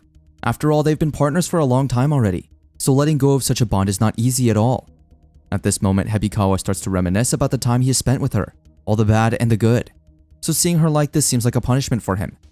However, instead of looking all sad, Echidna tries to keep a happy look on her face so that Hebikawa doesn't feel bad at all. But no matter what she does, Hepikawa's heart is already broken, to the point that he can't anymore control his anger and is now about to kill Takeru no matter what. However, before he can even try doing so, a group of unknown people come onto the scene, shocking Takeru as he wasn't expecting any other guests anymore. With such calmness in his voice, he went on to ask the group for their identity. Without even hesitating, the three went on to introduce themselves as Rare, Sukuna, and the Dark Knight. Just one look at them and Takeru already knows that these people are strong, considering they didn't falter at all. And he knows to himself if he exerts any more power and fights, his body will break for sure. So Takeru wonders what step should he take next. Out of nowhere, the three went on to assure Takeru that they wouldn't do anything wrong at all, so he didn't need to be so on guard. They then went on to reason that they only came here to take care of the traitor, aka Echidna, so they technically don't have any intentions of fighting with Takeru at all. Aside from that, they are also here to get something that they refer to as a trade secret. That is why as soon as they got their hands on it, they immediately initiated going back home. However, knowing Takeru, he wouldn't allow them to leave just like that at all. But since Ryo knows that Takeru is quite tired, he just tells them to take it easy for now. For sure, they will meet again in the near future, so there is no need to rush at all. Seeing demons made Takeru wonder if this was the same other world that he knew of, but he knows for a fact that is not the case at all. Meanwhile, back in the city, it seems like many people have already died. The damage done due to this large outbreak was unprecedented. The leader behind this incident was quickly arrested by the Hunter Association as well, so people should be at ease by now. For some reason, Hepikawa is not resisting at all. Maybe because he has now finally felt guilty for what he has done. While in transit to the station, it seems like Hepikawa has been contemplating what Takeru had said to him a while ago. At the back of his mind, he has been looking into the association, and they have never been on the side of justice at all, so he is sure he doesn't have long to live. Thankfully, it seems like his teammates are now here to rescue him. As the police car got hit by one of Hepikawa's men's explosives, they easily got to their boss within seconds. But before they start to initiate their attack, the boss reminds everyone that only those ready to die come with him, as they will finish this once and for all. Meanwhile, at Kazumi Municipal Hospital, it seems like Takeru's parents are now well, so they will head their way back home. Outside the hospital, Takeru immediately felt the heat of the sun, indicating that summer break was almost around the corner indeed. On the other hand, it seems like the three demons have also finally made their way back home. Immediately, they went on to inform the princess that as she had ordered them to do, they had already dealt with Echidna, whom they term now as a traitor. Aside from that, they have also recovered the stolen item, Pandora. But that is not the exciting part just yet. Rare also went on to inform the princess that they had also let a man go, who seemed to be from the prophecy of the Messiah. It seems like the princess is quite happy with this decision, as she thinks it is not yet time at all.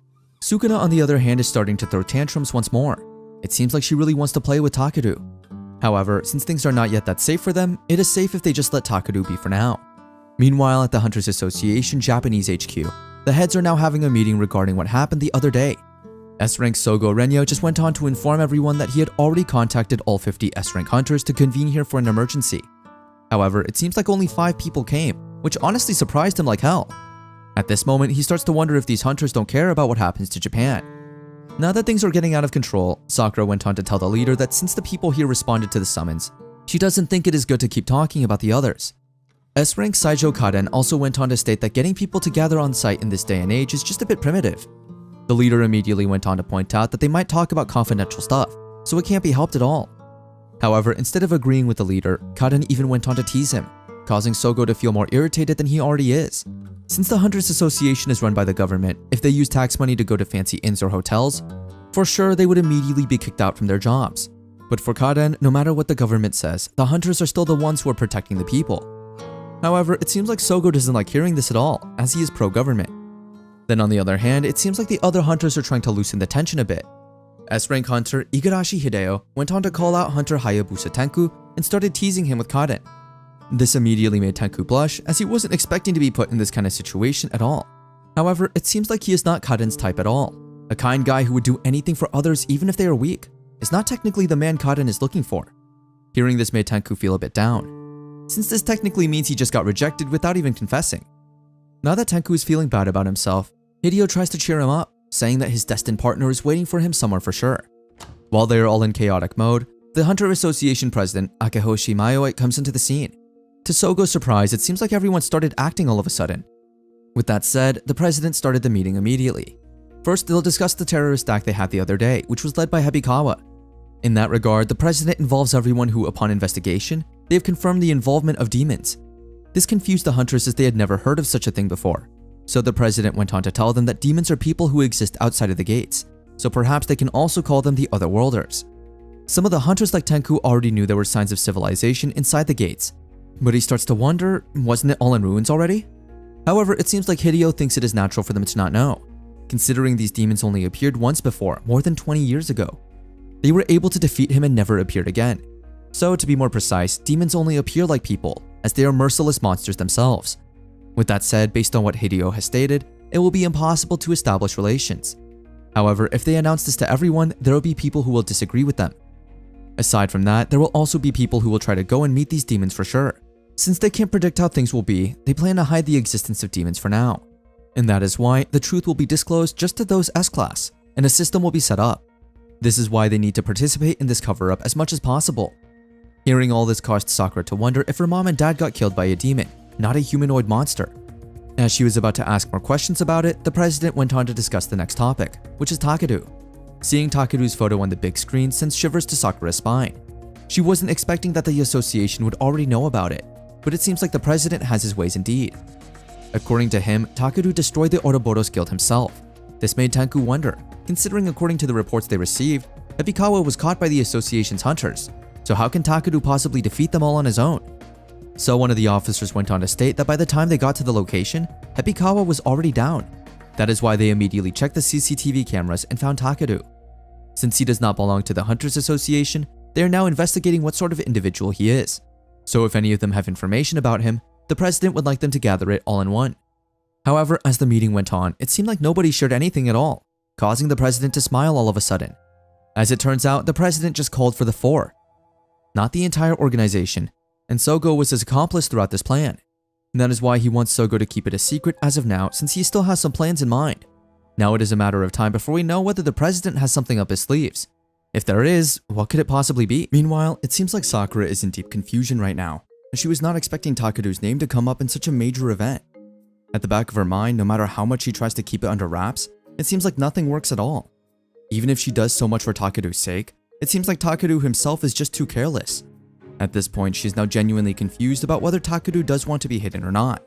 But despite what happened, Sakura believes that Takeru has his reasons, which is why she plans to at least talk to him about it.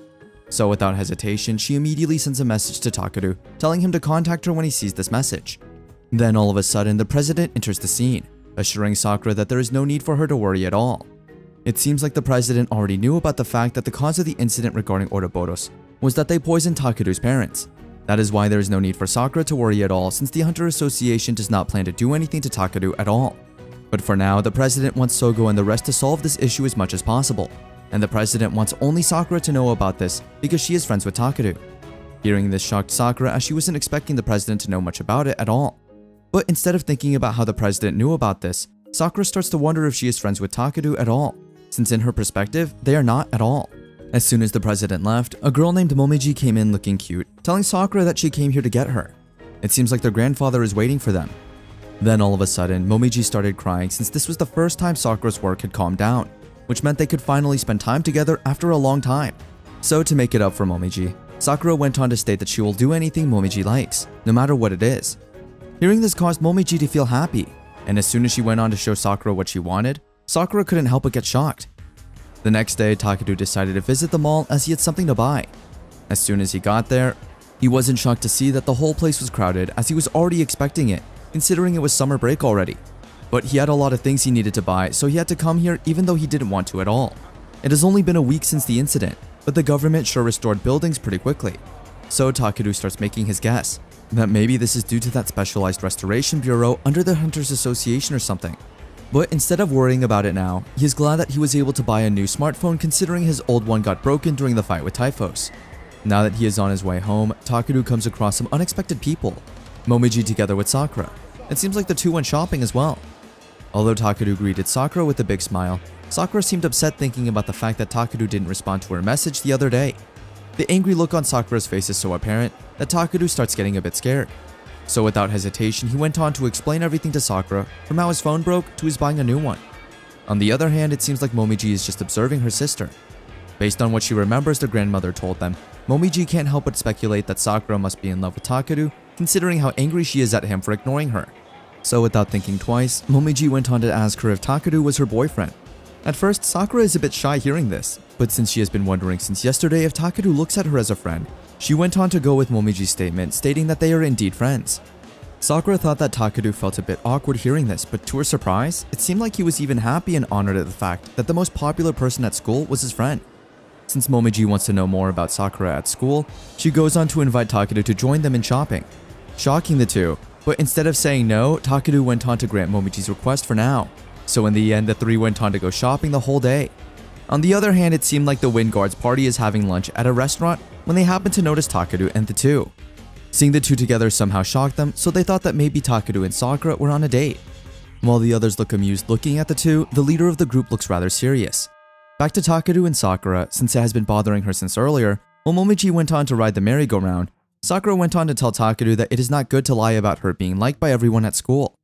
Although he is a bit scared to talk back to Sakura, Takeru went on to straightforwardly say that it is not exactly a lie at all. Hearing Takeru say this made Sakura realize that he is not a bad person after all. No matter what others may say, Sakura knows that Takeru just fought for his parents' well-being. So she is sure that he is a kind-hearted individual. Although the president said he was looking into Takeru, Sakura managed to notice that he was acting like he knew him before his incident. So she wonders, why is that? Questions just like, who is Takeru? Or if he has amnesia, start rushing to Sakura's mind. So even if they say that they are friends, she still thinks that she doesn't know the slightest thing about him. The rather serious conversation was interrupted when the ride Momiji hopped on suddenly stopped and she was nowhere to be found. Immediately, the two start to worry about him. But little do they know from Momiji's perspective that she wants to leave them by themselves so that they can confess their love for one another. While she hides, Momiji happens to notice a boy crying on the side, clearly lost and looking for his parents. So without hesitation, she went on to tell him that she'd help find his parents. Not a little while after, a gate break suddenly appears, causing everyone to panic. Since the whole place has now gone chaotic, Momiji immediately grabs the boy's hand and goes on to run away together as fast as they can. Meanwhile, it seems like Takeru and Sakura have now become even more worried for Momiji. While they are looking for her, the people in the park are relieved when they see Sakura since there is now a chance they can all be rescued.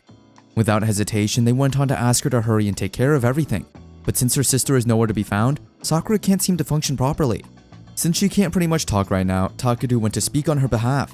He asks everyone if they happen to see Sakura's little sister. To be more specific, Takeru went on to state some important details, like how Momiji is a 5-year-old girl wearing the same dress as her sister, as well as a ribbon on her head. Based on this information, some of the people remember that they happened to see her somewhere. As soon as Sakura heard that her sister went on to walk towards the gate break, she didn't waste a minute and immediately went there to check up on her.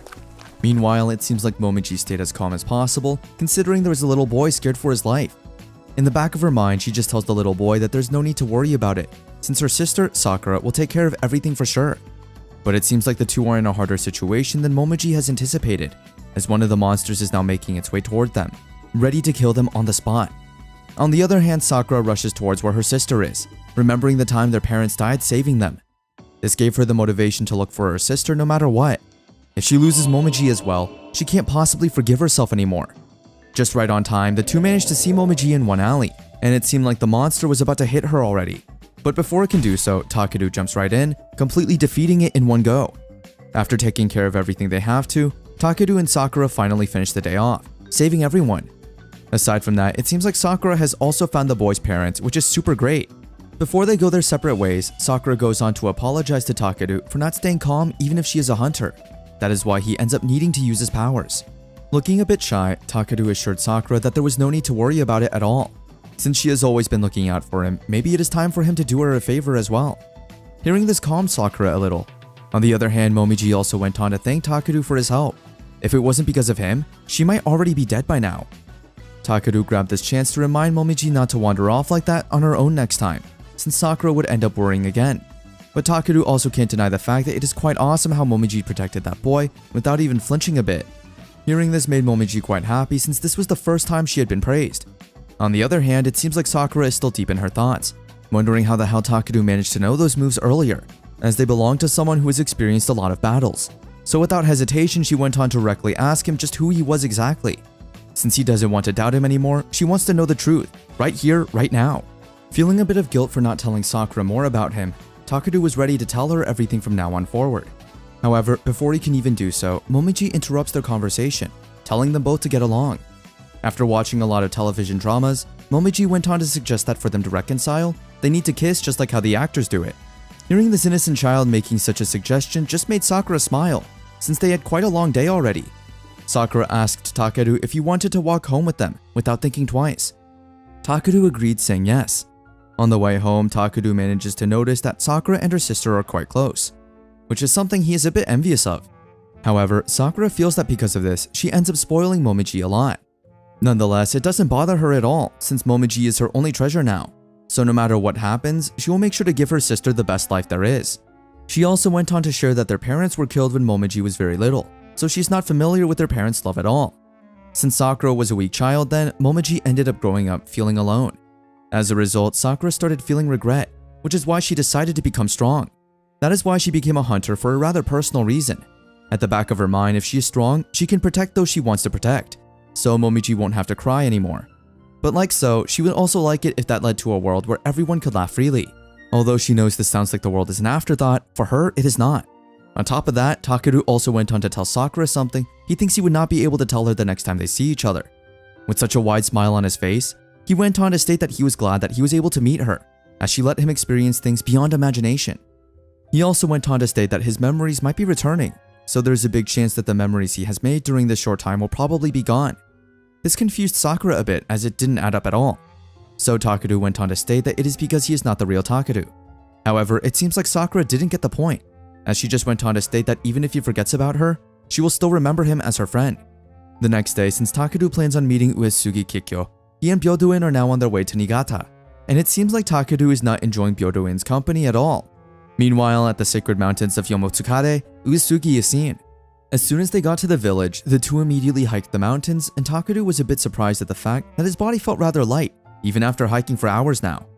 It seems like these woods have a dense amount of mana circulating it, which Takeru managed to notice himself. According to Byodo-in, these mountains are a favorable spot to build a place for a temple, since it is a place that connects to a different world that is not through a gate. There have been tales of yokai, like Oni coming out at some point in time. All of those comes from these dragon veins that exist in places like this. So everything here has a shared point of origin, so if Byodo-in would be blunt about it, this place has all sorts of dangerous beings and it is only known by S-class hunters and a few distinguished families. However, there is no need to worry at all since if monsters find their way in, there's someone to take care of it. In Japan, exorcists are popular, but the Uesugi family was one that has protected Japan since the old times. But why did Byodo-in refer to them as was? Takeru wonders. Well, it seems like they were destroyed 10 years ago by a monster that appeared in this area. That monster was sealed by Uesugi Tsubasa, Kikyo's sister. But in the end, she ended up offering her life for it. This means the only one who has survived was none other than Kikyo alone. That is why she has been protecting the seal for all this time, which also means that her photo appearing in a magazine is a rare moment indeed. Now that Byodo-in mentioned it, it seems like Takeru just has the idea that Kikyo has that calm vibe to her, to which Byodo-in immediately disagrees. As the two start discussing even more, Kikyo suddenly appears out of nowhere, beating Byodo-in up for talking badly behind her back. This caused Takeru to look at her from a different angle. Since she is now taking care of Byodo-in, she went on to take care of Takeru as well. Before starting the fight, she tells Takeru to show her what he got. And to her surprise, it seems like Takeru is not ordinary at all. If he was an average hunter, then her first attack would have been the end of him already. Aside from that, she's also quite surprised at the fact that Takeru's counterattacks are pretty good. From the way he hardens his arm and waits for his stance to break, Kikyo is certain that Takeru is used to battles indeed. But she still thinks that Takeru has no chance with her until she sees what Takeru can do. So before things get out of control, Kikyo went on to state that this is already enough, since if they just continue any further, it would go beyond a test. Since she has already seen Takeru's potential, they should stop the fight now. Considering she has already heard a lot about him, Kikyo went on to ask him some questions just to know more. Since Takeru is not a hunter at all, she wonders why has he come all the way here just to see her. Without hesitation, Takeru went on to state that he wants her to exorcise a ghost that is possessing him right now. He goes on to state that he was in a bit of an accident that resulted in a loss of memory and probably gave him the ability to use these powers through possession. That is why he wants to go back to his normal self. Hearing this made Kikyo realize that Takeru is not ordinary at all. Since Kikyo doubts Takeru would lie after coming this far, she just asks to confirm if Takeru wants to exorcise that ghost inside of him or not. Since it seems like he badly wants to, Kikyo has no choice but to invite him to her mansion so that they can talk more. After a long day, Takeru is a bit exhausted from the fight and Kikyo's family's hospitality. So to rest up a little, he went on to take a bath in the spring to relax. Takeru suddenly felt a presence. Surprisingly, it is none other than Kikyo. Scared for his life, Takeru tried to keep silent as much as possible, until he hears Kikyo talking to herself. asking why she is not good at socializing at all.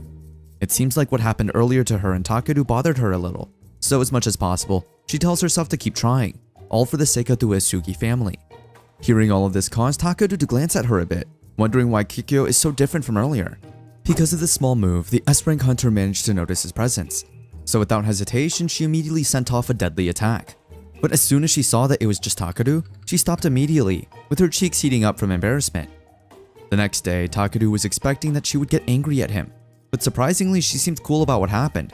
In fact, she even went on to greet Takeru good morning. This confused the boy so much to the point that he started stuttering. Since she can feel the awkward air, she immediately goes blunt to Takeru, asking him if he is acting like this because of what happened yesterday. So that Kikyo doesn't get the wrong idea, Takeru went on to apologize immediately, making Kikyo laugh a little as she was just teasing him.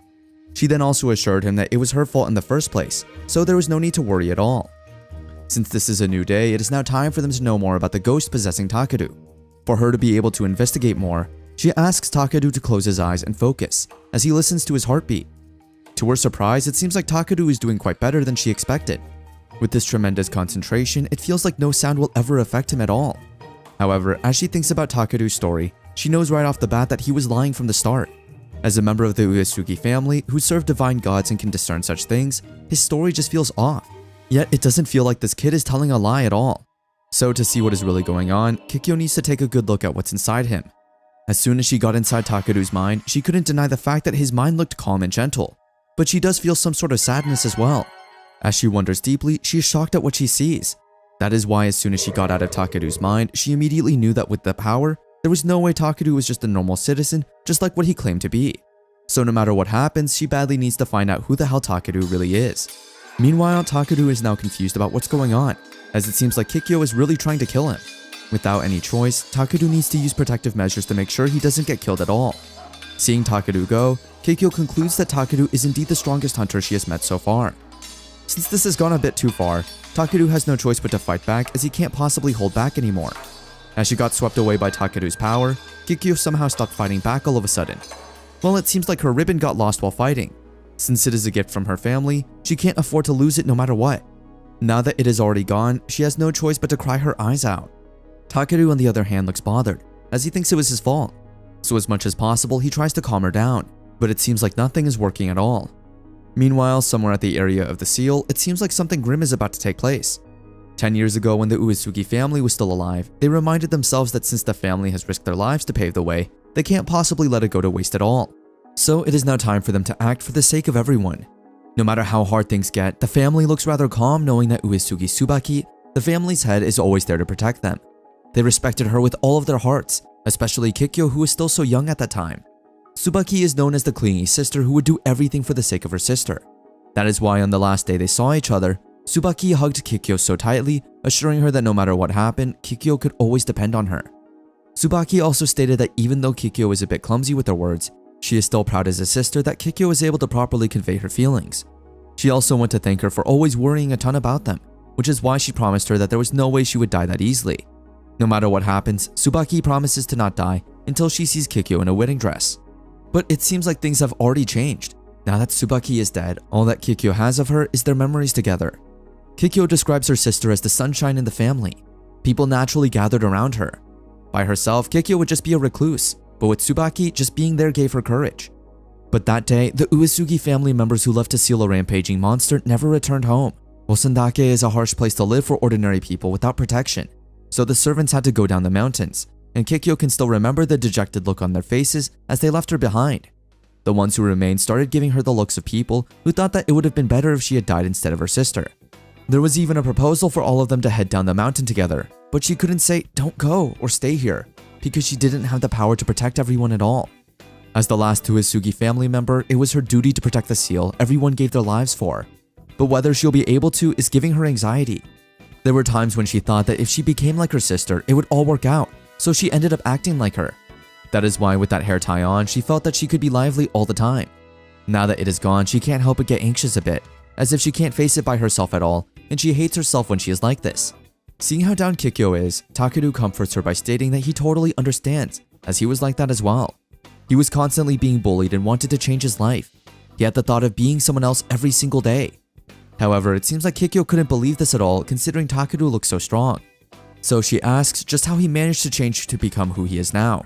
With a wide sparkling smile on her face, Takeru went on to state his secret, and that is because he had people around him who accepted him for who he was. No matter what we think, we do come across some wonderful people at times we least expect. After that brief morning talk, Byoduin managed to notice how energetic Takeru was. Since he has already repaired the dojo roof, they can now start training anytime they want. But before anything else, Takeru tries to scold Byoduin for trying to agitate Kikyo the other day. And Byoduin's reason shocked Takeru a bit. It seems like Byoduin did it on purpose as he knows Kikyo is quite a lonely person. So she needs someone who she can easily pick a fight with, and he is willing to be that person. Takeru wasn't expecting to hear this from him, but since he now feels a bit guiltier for what happened, it seems like he plans to do what he can as well to make Kikyo feel a bit better. But there is no doubt that finding a hair tie is not easy after all.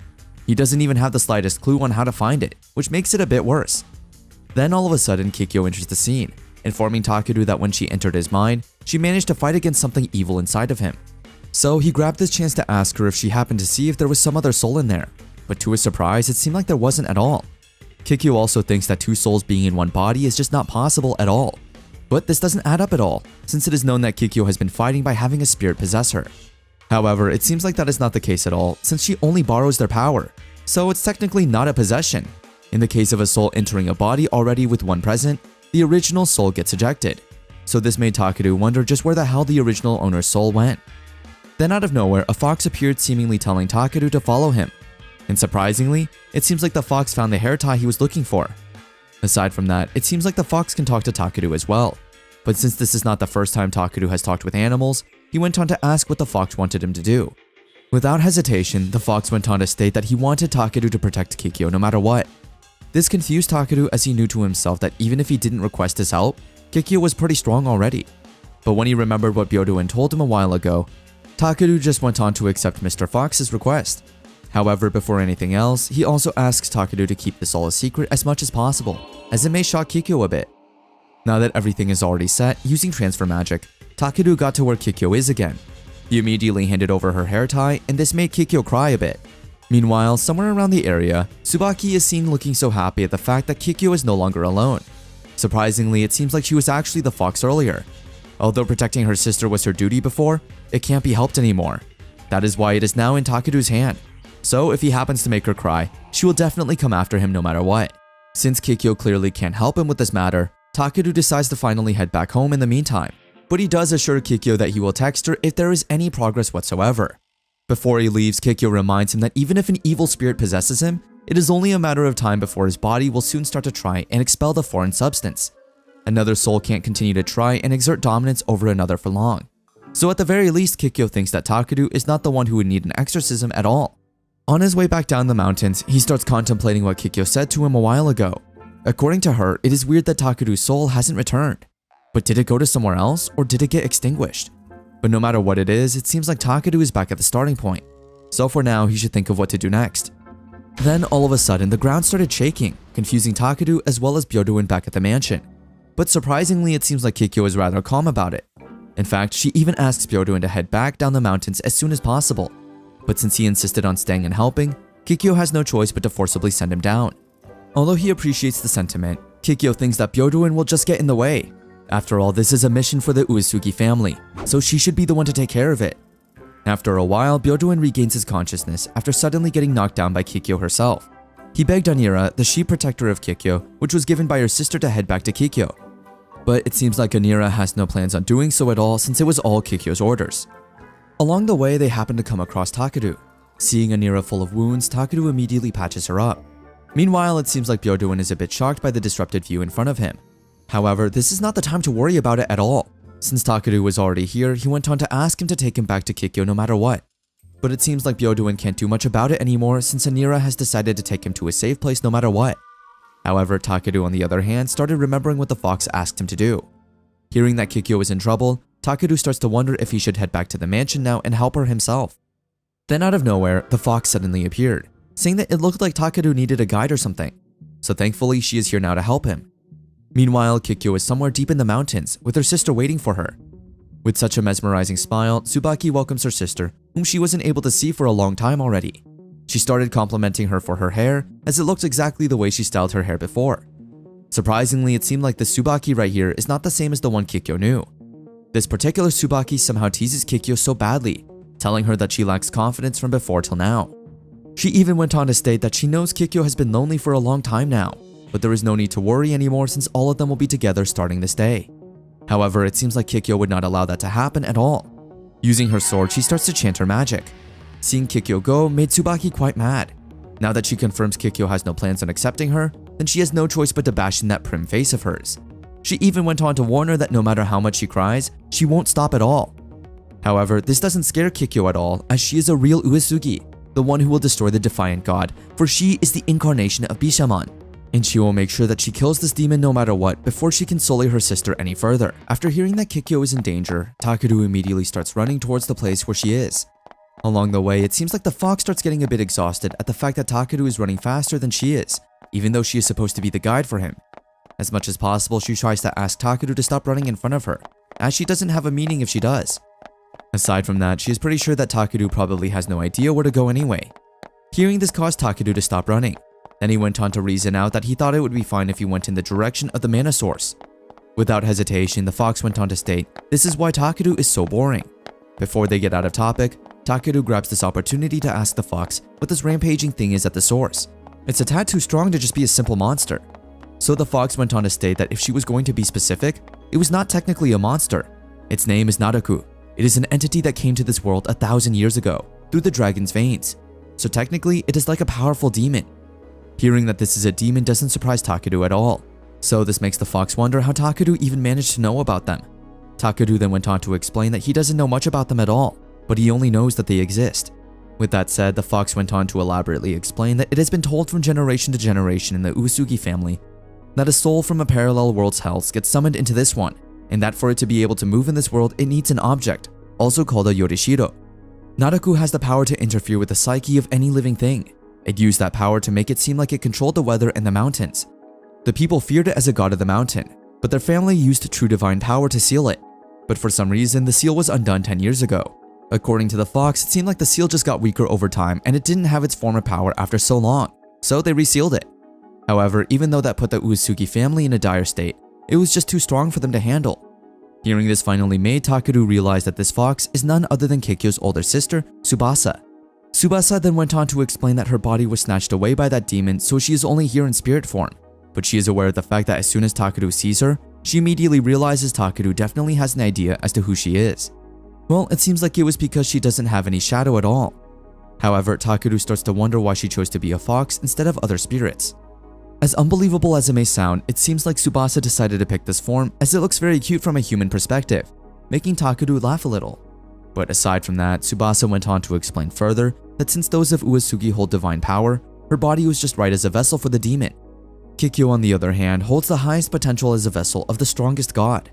That is why there is no doubt that Naraku will be aiming for Kikyo for sure, in order for her to come back as a god once more. This made Takeru remember that demons usually are unbeatable. Even if one destroys the vessel that's holding them, it won't harm them because the soul is elsewhere. However, if the attack is with divine power, then the soul will be damaged as well. But even they with their power were only able to tie its soul down and seal it. But if Kikyo manages to finish this off in one go, there is a big chance that they'll win in the end. Speaking of which, Kikyo looks like she is trying her best to win this fight no matter what, and the demon Naraku can't deny the fact that Kikyo has quite improved over the years. When Kikyo almost finishes this all off, the demon suddenly acts as if she is all sad, causing Kikyo to remember her sister. Because of those strong emotions, the demon manages to get a hold of her within seconds. It seems like the demon has become quite adept at it, at using Tsubasa's memories as she is such a good vessel. When things have become worse than expected, Takeru suddenly appears out of nowhere to help. Since this is the first time Naraku sees him, she wonders just who this man is. But instead of introducing himself first, Takeru immediately went on to patch up Kikyo's wounds for now. Based on the looks of it, it seems like she is losing a lot of blood, so she needs to get to a doctor as soon as possible. But instead of worrying about her well-being, Kikyo keeps on apologizing for not being able to kill the demon and not fulfilling her promise to everyone. While this emotional scene takes place, Naraku can't take the fact that Takeru is really ignoring her after all the trouble he went through to get to this place. Since she can't help but ask him just who he is, she goes on to move forward, asking if he happens to be Kikyo's boyfriend or perhaps he wants to become her friend. But before she can even finish off what she is saying, Takeru immediately hits her with his fist effortlessly, sending her off meters away. Instead of worrying about the demon, Takeru is a bit worried that with his spell speed, he won't be able to heal her on time. Then not so long after, Tsubasa finally catches up, and seeing her sister like this makes her worry. So to somehow help her sister a bit, she went on to take her hair tie back.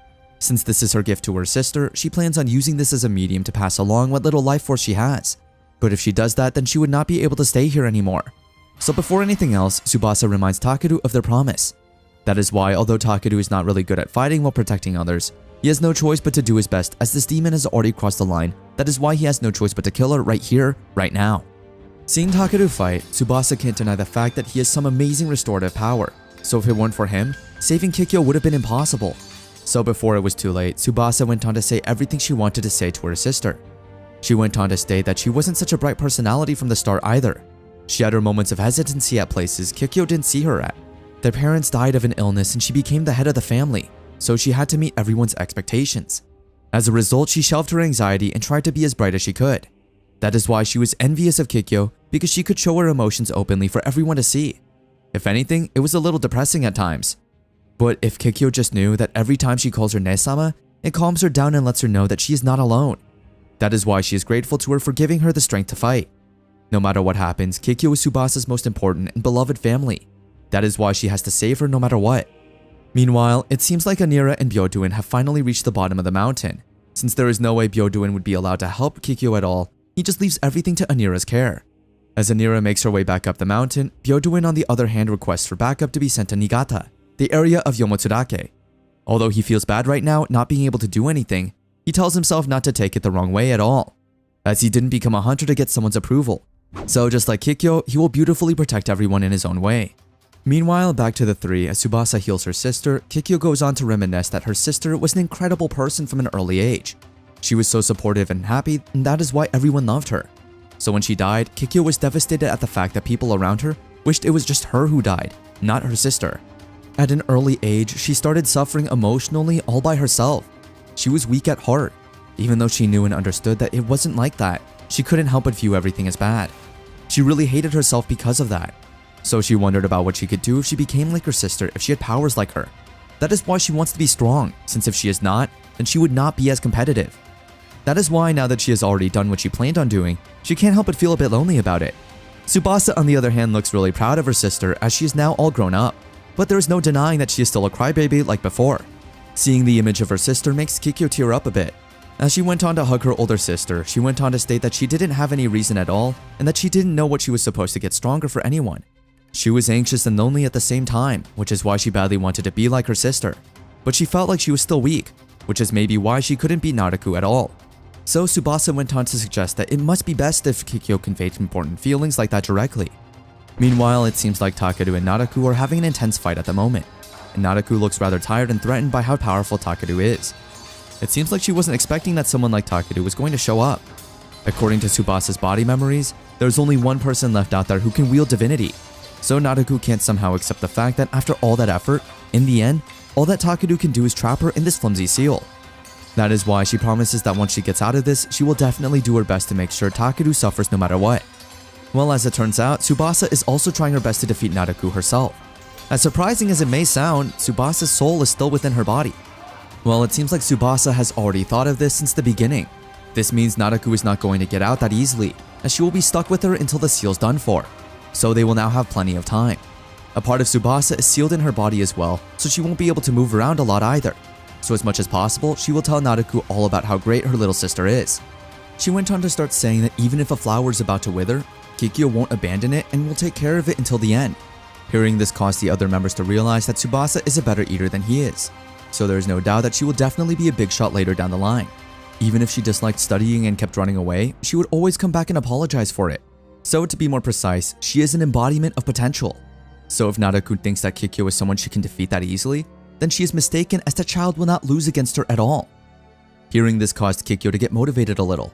So Tsubasa went on to further state that she knows it has been difficult for Kikyo all this time, and she is sorry for making her carry the burden by herself. So it is fine if she doesn't emulate her, as Kikyo has her own unique strengths that only she has. The fact that she made it here is proof of that. That is why Tsubasa wants Kikyo to remember that they love everything about her that makes her the person she is. Now all that's left is for Kikyo to acknowledge herself. This made Kikyo quite emotional, but there was no doubt that it indeed boosted her confidence a little.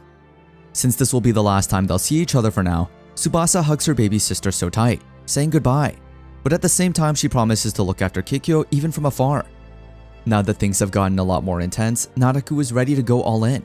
But for some reason it seems like Takeru really amazes her. For some reason Takeru's power is out of the ordinary, as if he is far stronger than the strongest soldiers in this world. Then after a second or two, Kikyo enters the scene, looking all well. Now that she has the energy and will to fight once more, she tells Takeru that she feels like she can accomplish anything right now, especially after her sister reminds her that she is strong, because she is herself and nothing more. At this point, her power is so great that it is not easy to handle it, so in order to contain it, one needs a high level of resolve. As Kikyo went on to start her attack, Takeru couldn't deny the fact that her power was indeed incomparable. Now that Kikyo is already hyped up to end this fight once and for all, Takeru decided to step aside as she cast her spell to take down Naraku. Since the turn of events is not what Naraku has been expecting as much as possible, she tries to kill and stop Kikyo from doing what she is doing, since for some reason, she is getting a bad vibe from her all of a sudden, as she is being threatened by something Kikyo has. However, before she can even land a hit on her, Anira comes right in time, stopping her midway. Seeing Anira here surprised Takeru a bit, but knowing that Anira and Kikyo have been good friends since they were young, and the scene was like something out of a movie scene. Naraku, who seems pissed off, already started stabbing Anira just to get out of her grip. But before she can inflict much damage on the poor creature, Takeru steps in to help the little girl. With one swing, Naraku ended up flying meters away. While she is still down, Takeru uses this time to help heal Anira's wounds. At this point, Naraku looks more frustrated than she usually is, but for some reason she can't understand why Takeru and Anira are willing to step away from Kikyo, even if they know she is in a grave situation right now. Well, let's just say Takeru answered her with a proud smirk, indicating they don't need to go all in with protecting Kikyo anymore since she herself is already in the mood to fight Naraku all by herself. As the scene continues to intensify, Kikyo keeps her focus while Naraku looks a bit stressed about how things have turned out for her. Kikyo went on to chant her last spells, in which the divine power of Aklanatha would be released. The power was out of this world. Naraku started to feel as if she was being torn away from Tsubasa's body, and it seemed like she was not wrong at all. The divine power Kikyo just cast out caused a lot of changes in the atmosphere, causing Naraku to be forcibly taken out of Tsubasa's body. Now that she is outside, Takeru has finally got a glimpse of what Naraku really looks like. Without wasting a minute, Takeru immediately rushes to where Naraku is, planning to land a hit no matter what. At first, Naraku looks rather calm since all this time she thought Takeru's attacks would be futile, considering she is now in her spirit state, so normal attacks wouldn't technically work on her. Well, supposedly. But to her surprise, Takeru was able to tackle her down with just one blow, confusing her in many ways possible.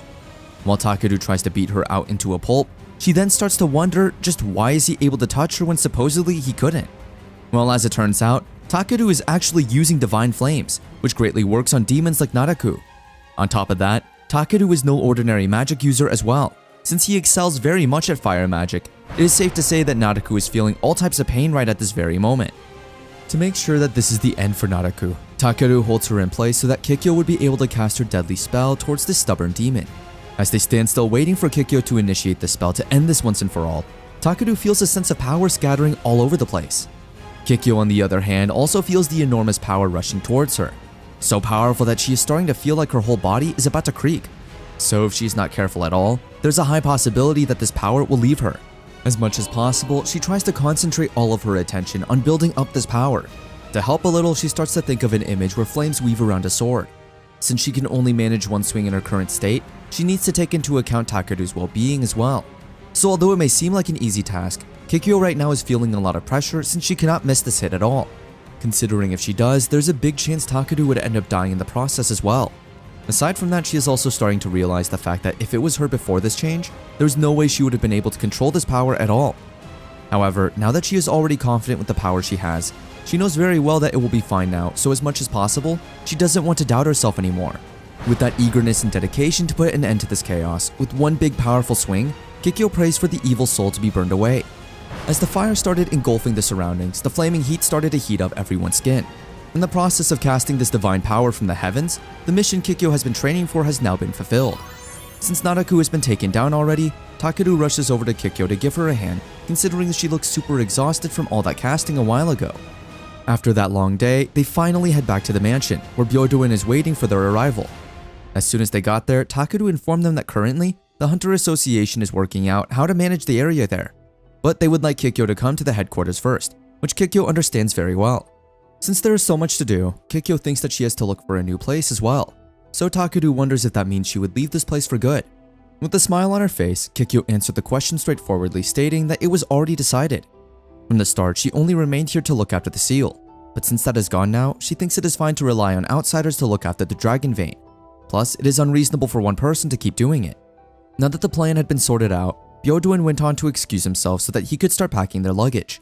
So Takeru went on to come with them as well.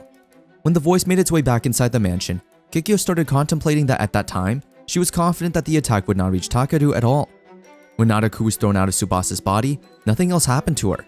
Aside from that, Takeru also told her that she wasn't possessed by an evil spirit, but that only meant that she simply was not an enemy in his eyes. After all, good and evil are ultimately subjective, so she wonders if Takeru sees her as a good person or not. But instead of worrying about it right now, she tries to be more optimistic now than she was before. After all, if she keeps trying to be like her big sister Tsubasa, for sure her big sister would have troubles passing on.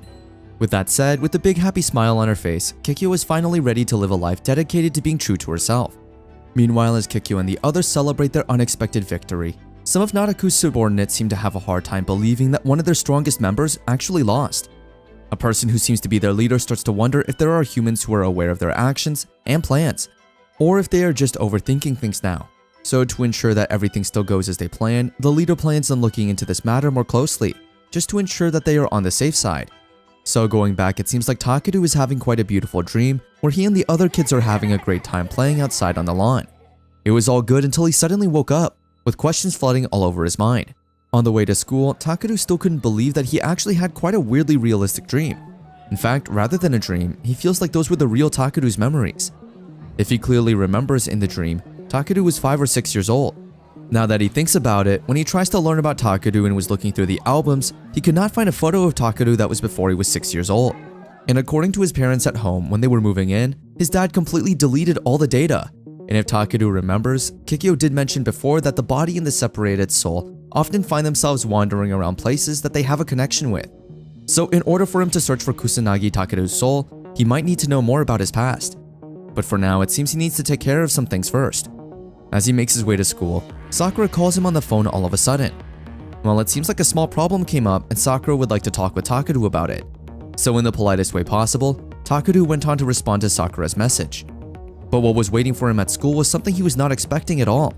It seems like after talking with the Hunter Association, it was later decided that Kikyo would start working at the academy as a part-time teacher. This came as a surprise to the other students, but Takeru was not shocked at all, considering this was the first time in a long time that Kikyo decided to come out to the public. So what more to do for her than teach as an S-rank hunter after all? After Kikyo's introduction, the school also went on to announce that they have decided to let the academy participate in an exchange program with the Hoshimiya Academy. And as a result of that, an S-rank hunter named Saijo Keren will start to stay in the academy till the spring of next year, making everyone quite excited. After the ceremony, everyone can't seem to believe that 2 of the best S-rank hunters have shown up at their school, especially in regards to Hunter Keren. Saijo Keren is considered as the all-time best student at the prestigious Kansai Hoshimiya Academy, so her staying in the academy for a month seems like a dream come true to many. Knowing Takeru, Takuro went on to state that before Takeru lost his memory, he was quite the avid fan of Saijo Keren, which obviously came as a surprise to Takeru. Since they didn't have much time to talk about that topic, the two went to their separate ways. On his way home, Takeru came across Kikyo and Sakura talking. Without hesitation, Kikyo went on to call for Takeru, surprising Sakura a bit as she was not expecting the two would know each other at all. So out of curiosity, she went on to ask how the two even met. Subconsciously, Kikyo went on to state that the two of them are indeed super close. So close that they even saw each other's naked body, aka the time Kikyo accidentally took a bath while Takeru was still in the spring. Of course, Sakura got the wrong idea, so immediately the two tried to explain it properly. After clearing out everything, it seems like Sakura was able to get the two sides in the end. Now that it is settled, Takeru went on to ask Sakura what she wanted to talk about. Sakura immediately informed Takeru that after he destroyed the Ouroboros Guild, the top brass of the Hunters Association now knew about it. But based on Sakura's observation, the president himself settled the matter, and he seems to be investigating Takeru behind the scenes. So Sakura wonders if Takeru happened to know the president personally, since Takeru doesn't have the memories of the original Takeru. This made Takeru wonder how the Hunters Association president even knew him. Frankly, Sakura doesn't know what their intentions are. Since there are a lot of bad rumors too, this time 2 S-rank hunters showed up, So Sakura thought it was to monitor Takeru. So Kikyo went on to state that she was not here for that, and she didn't hear anything. So to warn Takeru, she went on to state that her sister left the association because it was suspicious. That is why she only joined it to receive some help. So it is better if Takeru stays as careful as possible. Since they are talking about S-rank hunters who monitor Takeru, Kikyo immediately thinks of Saijo, who was present at the ceremony earlier.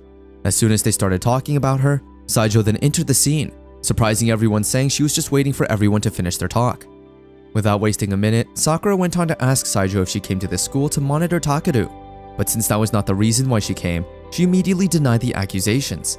But what she did next shocked everyone. She went on to hug Takeru, saying that she had always wanted to see him. Although she is aware of the fact that Takeru has probably lost his memory, she still wants to be with him. Hearing this intrigued Takeru, since he was really hoping to know more about the real Takeru. So even if it looks a bit absurd, he went on to ask Saijo to tell him more about his past. Saijo seems to be willing to do as Takeru asks her, but only on one condition, and that is if Takeru is willing to take her on a date. Since Takeru has no choice but to do as Saijo has asked of him, he now starts to wonder what he should do on a date anyway. These types of things are quite foreign to Takeru, considering he and Edelweiss just went shopping a few times before. But for him, that wasn't even a date at all. But since he can't do anything anymore, considering he wants to learn more about the real Takeru, he just wishes for the best. After waiting for a couple of minutes or two, Saijo finally arrives, looking chic in her casual but attractive outfit. As soon as she arrived, she immediately asked Takeru what he thought about her outfit, considering how much effort she put in so that she ended up getting that mature look. Even though it is a bit awkward for him to say, Takeru just went on to state that she looks good on it. Although he is not comfortable with how close Saijo is to him, he tries to keep his calm since this is the only way he will be able to know more about the real Takeru. As the two went on to go on with their date, the other guild happened to see them. This caused the others to wonder if Takeru was dating both Sakura and Saijo. If that is the case, he's indeed a legend. Although the guild wants to meddle with the two's lives, they eventually realize that is not good at all. Going back to Takeru and Saijo, it seems like the two have finally made it to the cafe. Since Saijo decided to act more mature today, she is contemplating if she'll get the new Frappuccino or a stronger one. Seeing how much Saijo is struggling to choose her order, to help her a bit, Takeru went on to state that he'll also have the same one Saijo likes. Their date is going pretty well, and Saijo keeps on insisting to him to not talk so politely to her since it will cause a lot of awkwardness. Since they have finally started getting comfortable with each other, Takeru finally has the guts to actually ask Saijo just where they met. According to Saijo, there was a time when they were gathering kids with a high aptitude for mana, and it just happened that she and him met there and started to get along somehow. So this made Takeru wonder, did he really have that much mana before? Without hesitation, Saijo went on to state that he did. In fact, he had way more than her. But if everything Saijo says is true, why did the real Takeru allow Araki to bully him, even though he could have fought back? As the date goes on, Takeru starts to wonder just who the hell the real owner might be. After eating at the cafe, the two went on to lay down on some grass. During this moment, Takeru can't explain what he is feeling or what kind of situation this is. Since it looks like Saijo indeed misses spending time with the real Takeru, Takeru went on to apologize, saying that if she were here with the real Takeru, this would be a treasured memory. In the midst of their beautiful afternoon, a group of two unknown individuals started rushing towards them, planning to attack. But before things get out of control, Takeru was able to protect himself and Saijo on time. However, to his surprise, it seems like this was all Saijo's plan. It seems like Saijo has grown suspicious of Takeru since the magic he uses is more powerful than the average. So Takeru tries to explain that ever since his memory loss, he has somehow been able to use it. But Saijo doesn't take this for an answer at all. For her, even if Takeru has a high aptitude for mana, his constitution wasn't suited for magic at all. So there's no way the real Takeru could ever use any magic. Hearing this confused Takeru, but Saijo keeps on talking, saying that Takeru losing his memory wouldn't make any difference. That is, unless he became a different person with a magical quality that matches his body. So Saijo wants Takeru to give back her friend whom she loves the most, since if he doesn't do so, she won't forgive him at all. Now that Saijo is already furious, she doesn't hesitate to send a deadly attack on Takeru, and Takeru now doesn't know what to do. In the midst of this chaos, Takeru started to reminisce about the time he and Edelweiss were training his magic. Since Takeru keeps on failing again and again, Edelweiss reminds him that he can't do it at all when it comes to magic control. So Takeru starts to feel like at this rate, he won't be able to use these populated areas anymore. To cheer him up a little, Edelweiss tells him that she thinks it is because he has a lot of mana and it is making it difficult for him.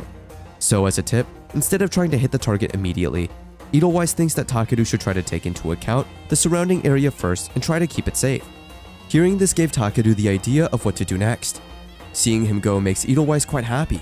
and she remembers what other people have been saying, that people who are able to control magic really well are kind at heart.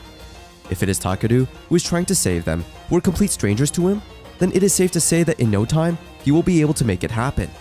Remembering these good memories gave Takeru the strength to fight for his life.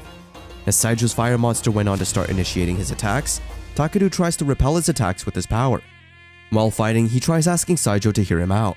However, it seems like Saijo has no plans on doing so at all. As the fight intensifies, Takeru tries his best to stay alive as much as possible. Seeing Saijo go, Takeru is able to notice that she is quick to attack, and it seems like she is used to fighting herself. Based on his observation, Saijo is using such a high level of magic, yet there is no visible damage to the surrounding areas.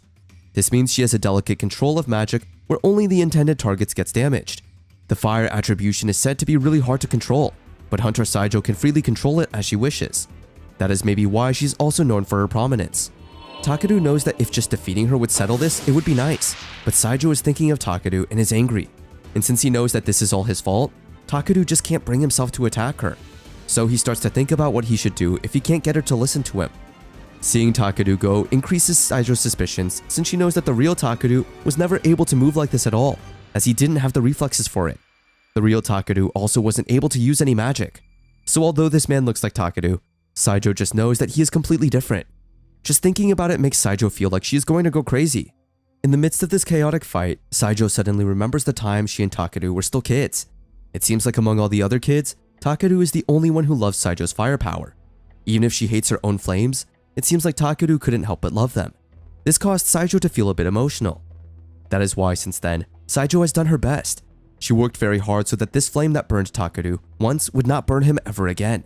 So if that is really Takeru's body, then she is sorry, but she will never forgive anyone who tries to control the love of her life. That is why, although this is something she is trying to avoid, she has no choice but to use his flames to get that faker to leave Takeru's body. But before she ends up burning everything around them, Takeru jumps over her, pinning her to the ground. It seems like Saijo is already losing control over her magic. If she continues to increase her output, there is a big chance she will burn herself down. So as much as possible, Takeru wants her to calm down for now. To help her a bit, Takeru slowly pours some of his mana into her, while he takes control of her magic. But no matter what he does, it seems like the output is still increasing. Any more than this will end badly for Saijo. To calm her down, Takeru went on to state that if she really loves the real Takeru, she should stop forcing it out since this will only end badly. So to ease her mind, Takeru went on to tell the truth to her, saying that her speculations are not wrong since he is not the real Takeru. But this body that she is seeing is truly Takeru's, but he promises to give it back no matter what. However, despite this, it seems like Saijo has no plans to calm down. But Takeru, who has a lot of patience, assures her that it is okay. No matter what she thinks, he wants the real Takeru to return as well. The smile on Takeru's face reminded Saijo of their childhood. So even if it was a bit heavy for her, she started to trust Takeru little by little. After that, the control magic vanishes, and it seems like Saijo has got it under control before he is able to. Then out of nowhere, Saijo started crying all of a sudden. It seems like it is still hard for Saijo to accept that the person in front of her is not the friend she used to know. Since the beginning of their date, Saijo thought she was calm, but she wasn't able to handle it. It made her realize that it was not the right time to meet yet, and she starts to feel like she didn't improve as much as she had hoped. Now that the situation has become calmer than before, Saijo immediately went on to ask Takeru to tell her what is really going on, and just who the hell is he? After a couple of minutes of explaining, Saijo and her subordinates finally understand the situation.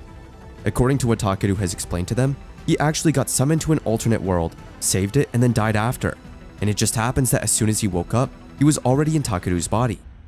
However, even if they can accept the fact that Takeru's story is true, just how can he prove that the body that he took over is actually Takeru's? Well, there is no definite answer to that, since it is not like he has access to the real Takeru's memories. If he comes to think of it, Takeru went on to inform Saijo that one of Takeru's friends mentioned that Takeru had always supported her since they were kids. So, even though the two of them were apart, the real Takeru kept track of Saijo's activities. Hearing this made Saijo blush since she wasn't really expecting that Takeru would think of her that often. Now that she is all hyped up, she is now willing to help Takeru to give her friend's body back. Although taking all of it in at once is too much for her, she is trying her best to believe in him as much as possible. So to help him a little bit, she will try to investigate this properly. But before anything else, she asks him for his real name. And to her surprise, he also has the same name as Takeru. But since that is the case, Saijo decided to just call him Takeru for now. It would be a pain to explain to others if she used his family name instead. Saijo then went on to ask if he had any ideas on how to return Takeru's body. Based on what he learned from Kikyo, that the soul wanders in places they have an attachment to. Takeru tried looking into his past and even asked his parents about everything, but it seemed like he didn't have any good leads. That is why he would like to get close to her so that she could tell him more about the real Takeru. So to help him, Saijo tells him to head to this certain place at 10 in the morning the next day. As soon as Takeru saw the pin's location, he was shocked when he realized that this was crazy deep into the mountain range. Although a bit confused, Saijo tells him to trust her on this, since she will explain everything tomorrow. And as much as possible, she is hoping for him not to tell anybody that he is going there either. With that said, their date finally comes to an end, and as Saijo walks out to leave, she tells one of her subordinates, Sui, to investigate Takeru's circumstances one more time, as well as look into the disappearance of Yamato Takeru 40 years ago. The next day, Takeru finally made it to the place. So without wasting a minute, Saijo immediately takes Takeru inside, hoping that he'll regain some sort of memory. The whole place is in ruins and looks like it hasn't been used for years. As it turns out, it is actually a research facility, but it is also a place where Takeru and she were raised. This confused him, so Saijo went on to explain that since she was just a kid back then, she had no idea what they researched here. But when she was 7 years old, the Hunters Association conducted an investigation into this facility and closed it down. So all she knows is that they gathered people with high amounts of mana here, so she was hoping that he would have regained some sort of memory somehow. On top of that, she also heard that Takeru actually died when he was 6 years old. That is why when she saw him on the association's video, she was really surprised. So whether that body he has is really Takeru's or not, Saijo sort of got her answer when she was clinging to him at the park. After all, one can't fool one's sense of touch when it comes to memories. She then went on to continue with her explanation, saying that after the facility was shut down, kids like her who had no parents or relatives were put up for adoption by the association, and she thought Takeru was one of them as well. And since he didn't hear anything from his parents, means that he shouldn't trust them too much as well. At first, Takeru doesn't want to believe this at all, but Saijo goes on to make him realize that there is no way the association would allow someone to adopt one of their gifted kids to someone not trustworthy for the position. Although that might be real, Takeru just feels like his parents' love for him is true, so hearing this saddens him a bit. After all, once you start suspecting something, stopping becomes very difficult. When he was Yamato Takeru, his relationship with his parents wasn't good, but it is different for Takeru since he can really feel that his parents love him dearly.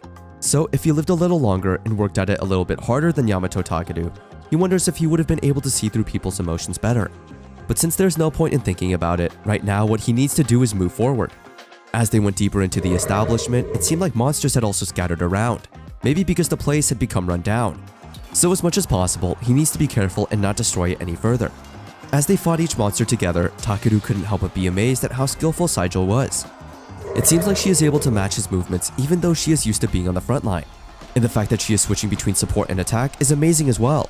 So there is no doubt that she indeed got that experience with fighting in a group setting, which is something he hopes he would learn in the long run. As the fighting continued, Saijo noticed that the monsters' numbers were a bit too odd. It seems like there was a large-scale gate break somewhere. So if they don't take care of it as soon as possible, it would definitely cause a lot of damage to the facility. Thinking that he has finally got to a place where he might get some sort of clue, he would try everything to make sure nothing stands in his way anymore. Surprisingly, they were able to take care of it in one go. As they start to roam around the facility again, Takeru's memories start coming back one by one. It's a memory she and Saijo shared. It seems like when they were kids, they both decided to bury a time capsule, and maybe that would be able to help him regain his memory. But before he can even check it out, Saijo calls for him since another monster has appeared. Thankfully, Takeru was able to take care of it with his weapon. At this point, Saijo starts to feel like she is barely able to keep up with him, even though she is literally the S-rank hunter here. Although she knows she should have reported everything about this to the association, she somehow feels guilty for setting Takeru up yesterday. So for now, she tries to keep her cool as much as possible. Although there is still a possibility that Takeru is her enemy, she just tries to be more considerate for now. While she is contemplating on the side, Takeru on the other hand wonders why he is seeing all these images all of a sudden. She wonders if these are Takeru's memories or if there is something Takeru wants to tell him. Since everything inside the information room is now nowhere to be found, as if their memories have been stolen from them, Takeru went on to ask Saijo if she happens to remember that they buried a time capsule before. At first, she was shocked to hear this since she wasn't expecting Takeru to remember anything at all. But then after he explained that he had been seeing images, Saijo started to remember something important. When they were looking for a place to bury that capsule, they happened to come across a door that led to the basement. However, a worker told them that it was a strange area for dangerous materials, so entry was restricted. So they ended up burying the capsule in the courtyard. With that said, before they checked on the capsule, Saijo decided to check out the basement first. As they get inside, she suddenly feels this cold air as if she is trying to find out something she is not meant to know. With every step he takes, it seems like she is starting to feel the heaviness of her past, as if her precious memories are crumbling away. Noticing this, Takadu assures her that no matter what happens, he will be sure to do something about it, so there is no reason for her to worry at all. As their conversation started to get a bit more chill and comfortable, a dark aura started enveloping the whole place. Immediately, Takadu went on to check on it. To his surprise, it seems like the demons that have been keeping their eyes on him are here as well. Even they didn't expect Takadu to be here. But since they are here now, Takadu feels like it is time for him to use brute force to make them spill everything they know.